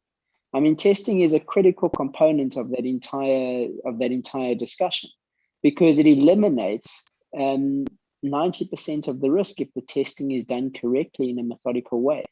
And that then allows you to innovate at a rate which you otherwise wouldn't have been able to innovate at, because you know that you can innovate, and if you have a good testing environment and a good testing structure and procedure, that before it hits the production environment, you know it's not going to have any substantial impact on operations. So so that would be the approach. Is that I mean, there's no sort of one paintbrush that answers all questions. Every industry, every business, every product, even two similar companies who operate in the same space will do things differently, and they will have different touch points and different areas of difficulty and different strengths. And as a provider, we must be alive to that. We must be alive to the fact that there is no one approach, and kind of like there's certain parameters, but understand who we're deploying on. Yeah, definitely. Bruce, from your side, in terms of this testing, and then also in terms of the risk management, and then obviously having done some work across the continent, do you find that you have to hold clients back in terms of what they are trying to do, and maybe wanting to do too much, etc., too soon? Or do you find that you have to pull them towards taking up a little bit more risk? Where do you find insurers on that spectrum? Tony, yeah, I would say definitely the first conversations with almost everybody is very bullish and it's very bold, and there's a lot of appetite to do something new, especially, you know, in the area I'm active in digital projects, digital distribution projects. But sometimes I think, I think often that initial, what I call head nodding, sometimes it can sometimes translate into maybe tick box sort of processes where boardrooms and boards want to see an initiative being undertaken, but there isn't necessarily the drive and the purpose and the determination to follow through with this phrase I like, digital transformation. Digital transformation is the key. And there's not one way to do it. For example, a lot of what I do is pure electronic. That doesn't involve any human beings, maybe a call center. But then there's other models. For example, Rion is here. So I'm a customer of Rion. I'm a Discovery Life member, and I have a broker. And even though I'm a direct guy and I try to avoid advisors and everything like that, for my needs, I need a human being who gives me that advice. So there's different models that apply. And what I often find is that there's a great level of risk aversion when push comes to shove. And for me, it is about risk. And it's understandable that it's about risk. So sometimes at face value, it seems like just conservatism, just complete conservatism. But really, what I think it is it's about empathizing with that perceived risk, a business risk, an innovation risk, and holding the hand as a partner through the risky milestones and getting them across, to the point where that little bit of budget they gave for the initial stage of the project produced a good test that has allowed them to scale up now with a high degree of confidence. Without a doubt, obstacles are faced very early in the process, and I think it's got to do with maybe us as an industry, as the practitioners. We're not empathetic enough of how risk needs to be managed step by step along the way. Yeah, absolutely. Great comments. Thank you very much for that, Bruce. Yeah, for me, it's like one of those, I think the most exciting thing about where we are heading and what we currently doing with technology is almost that whole idea of democratization of technology in so many ways. I see so many much older people than even me using technology to a great extent because it's become user-friendly, and that drive to make things more user-friendly on a technology side will also mean that as the innovations develop, we can get to clients that previously we couldn't get to, not only because we didn't have the means, but also because they didn't have the understanding of the technology that we were using. But now the technology is becoming so intuitive that we could reach those different people. So yeah, I mean, we've come to the end of the 2 days and sessions, and there's so much that we have learned over these 2 days and so much that has been shared. I'm glad that we've recorded these sessions so people can go back and catch up on them and listen to them again to see. And then also obviously the presenters are available for interaction afterwards if anybody would like to. The presentations, many of them will be available on the conference site, and the videos as well. The videos will take a little bit because there are quite many of them, but they will be uploaded at some point. And yeah, thank you very much for all the panelists on this last panel. Thank you for all the delegates that joined us. It was great having you all on here. And then I just have to add that my business development manager on my side would hold me to account if I do not have a bit of a punt for cover. Make sure that you subscribe to Cover. You know that that Emperor Asset Management has got that 50,000 Rand cash prize. Anybody who subscribe, all you have to do is subscribe. It's free. We do not charge for subscriptions. There's a lot of good information that we distribute. We don't distribute marketing only stuff. We distribute technical content that is useful in improving the business. So check out our website, cover.coza. And then thank you very much to our sponsors, OWLS, Genesis, Sapiens, Guidewire. It was great to have you all support us. This webinar was free because of the fact that you financially supported it to make it worthwhile, as well as the time of the panelists and the effort that they put in preparing for this. So guys, thank you very much. It was a great 2 days. Let's keep the conversation going. And over to Nonnie to close this off for us. Thank you. Tony, competition? Nonnie is going to look at that.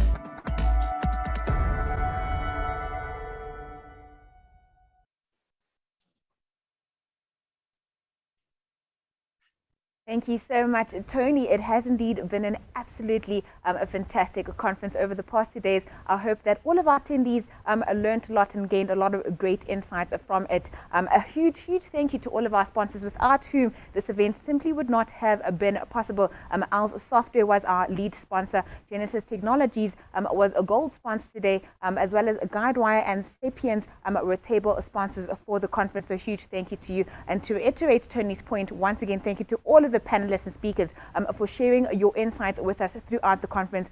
Truly appreciated. All of the attendees, huge thank you to you for your continued support of InsureTech. Truly appreciated. We had well over 1,000 attendees, which is once again testament to the fact that these conferences are needed, and we truly do enjoy the insights that we gain here.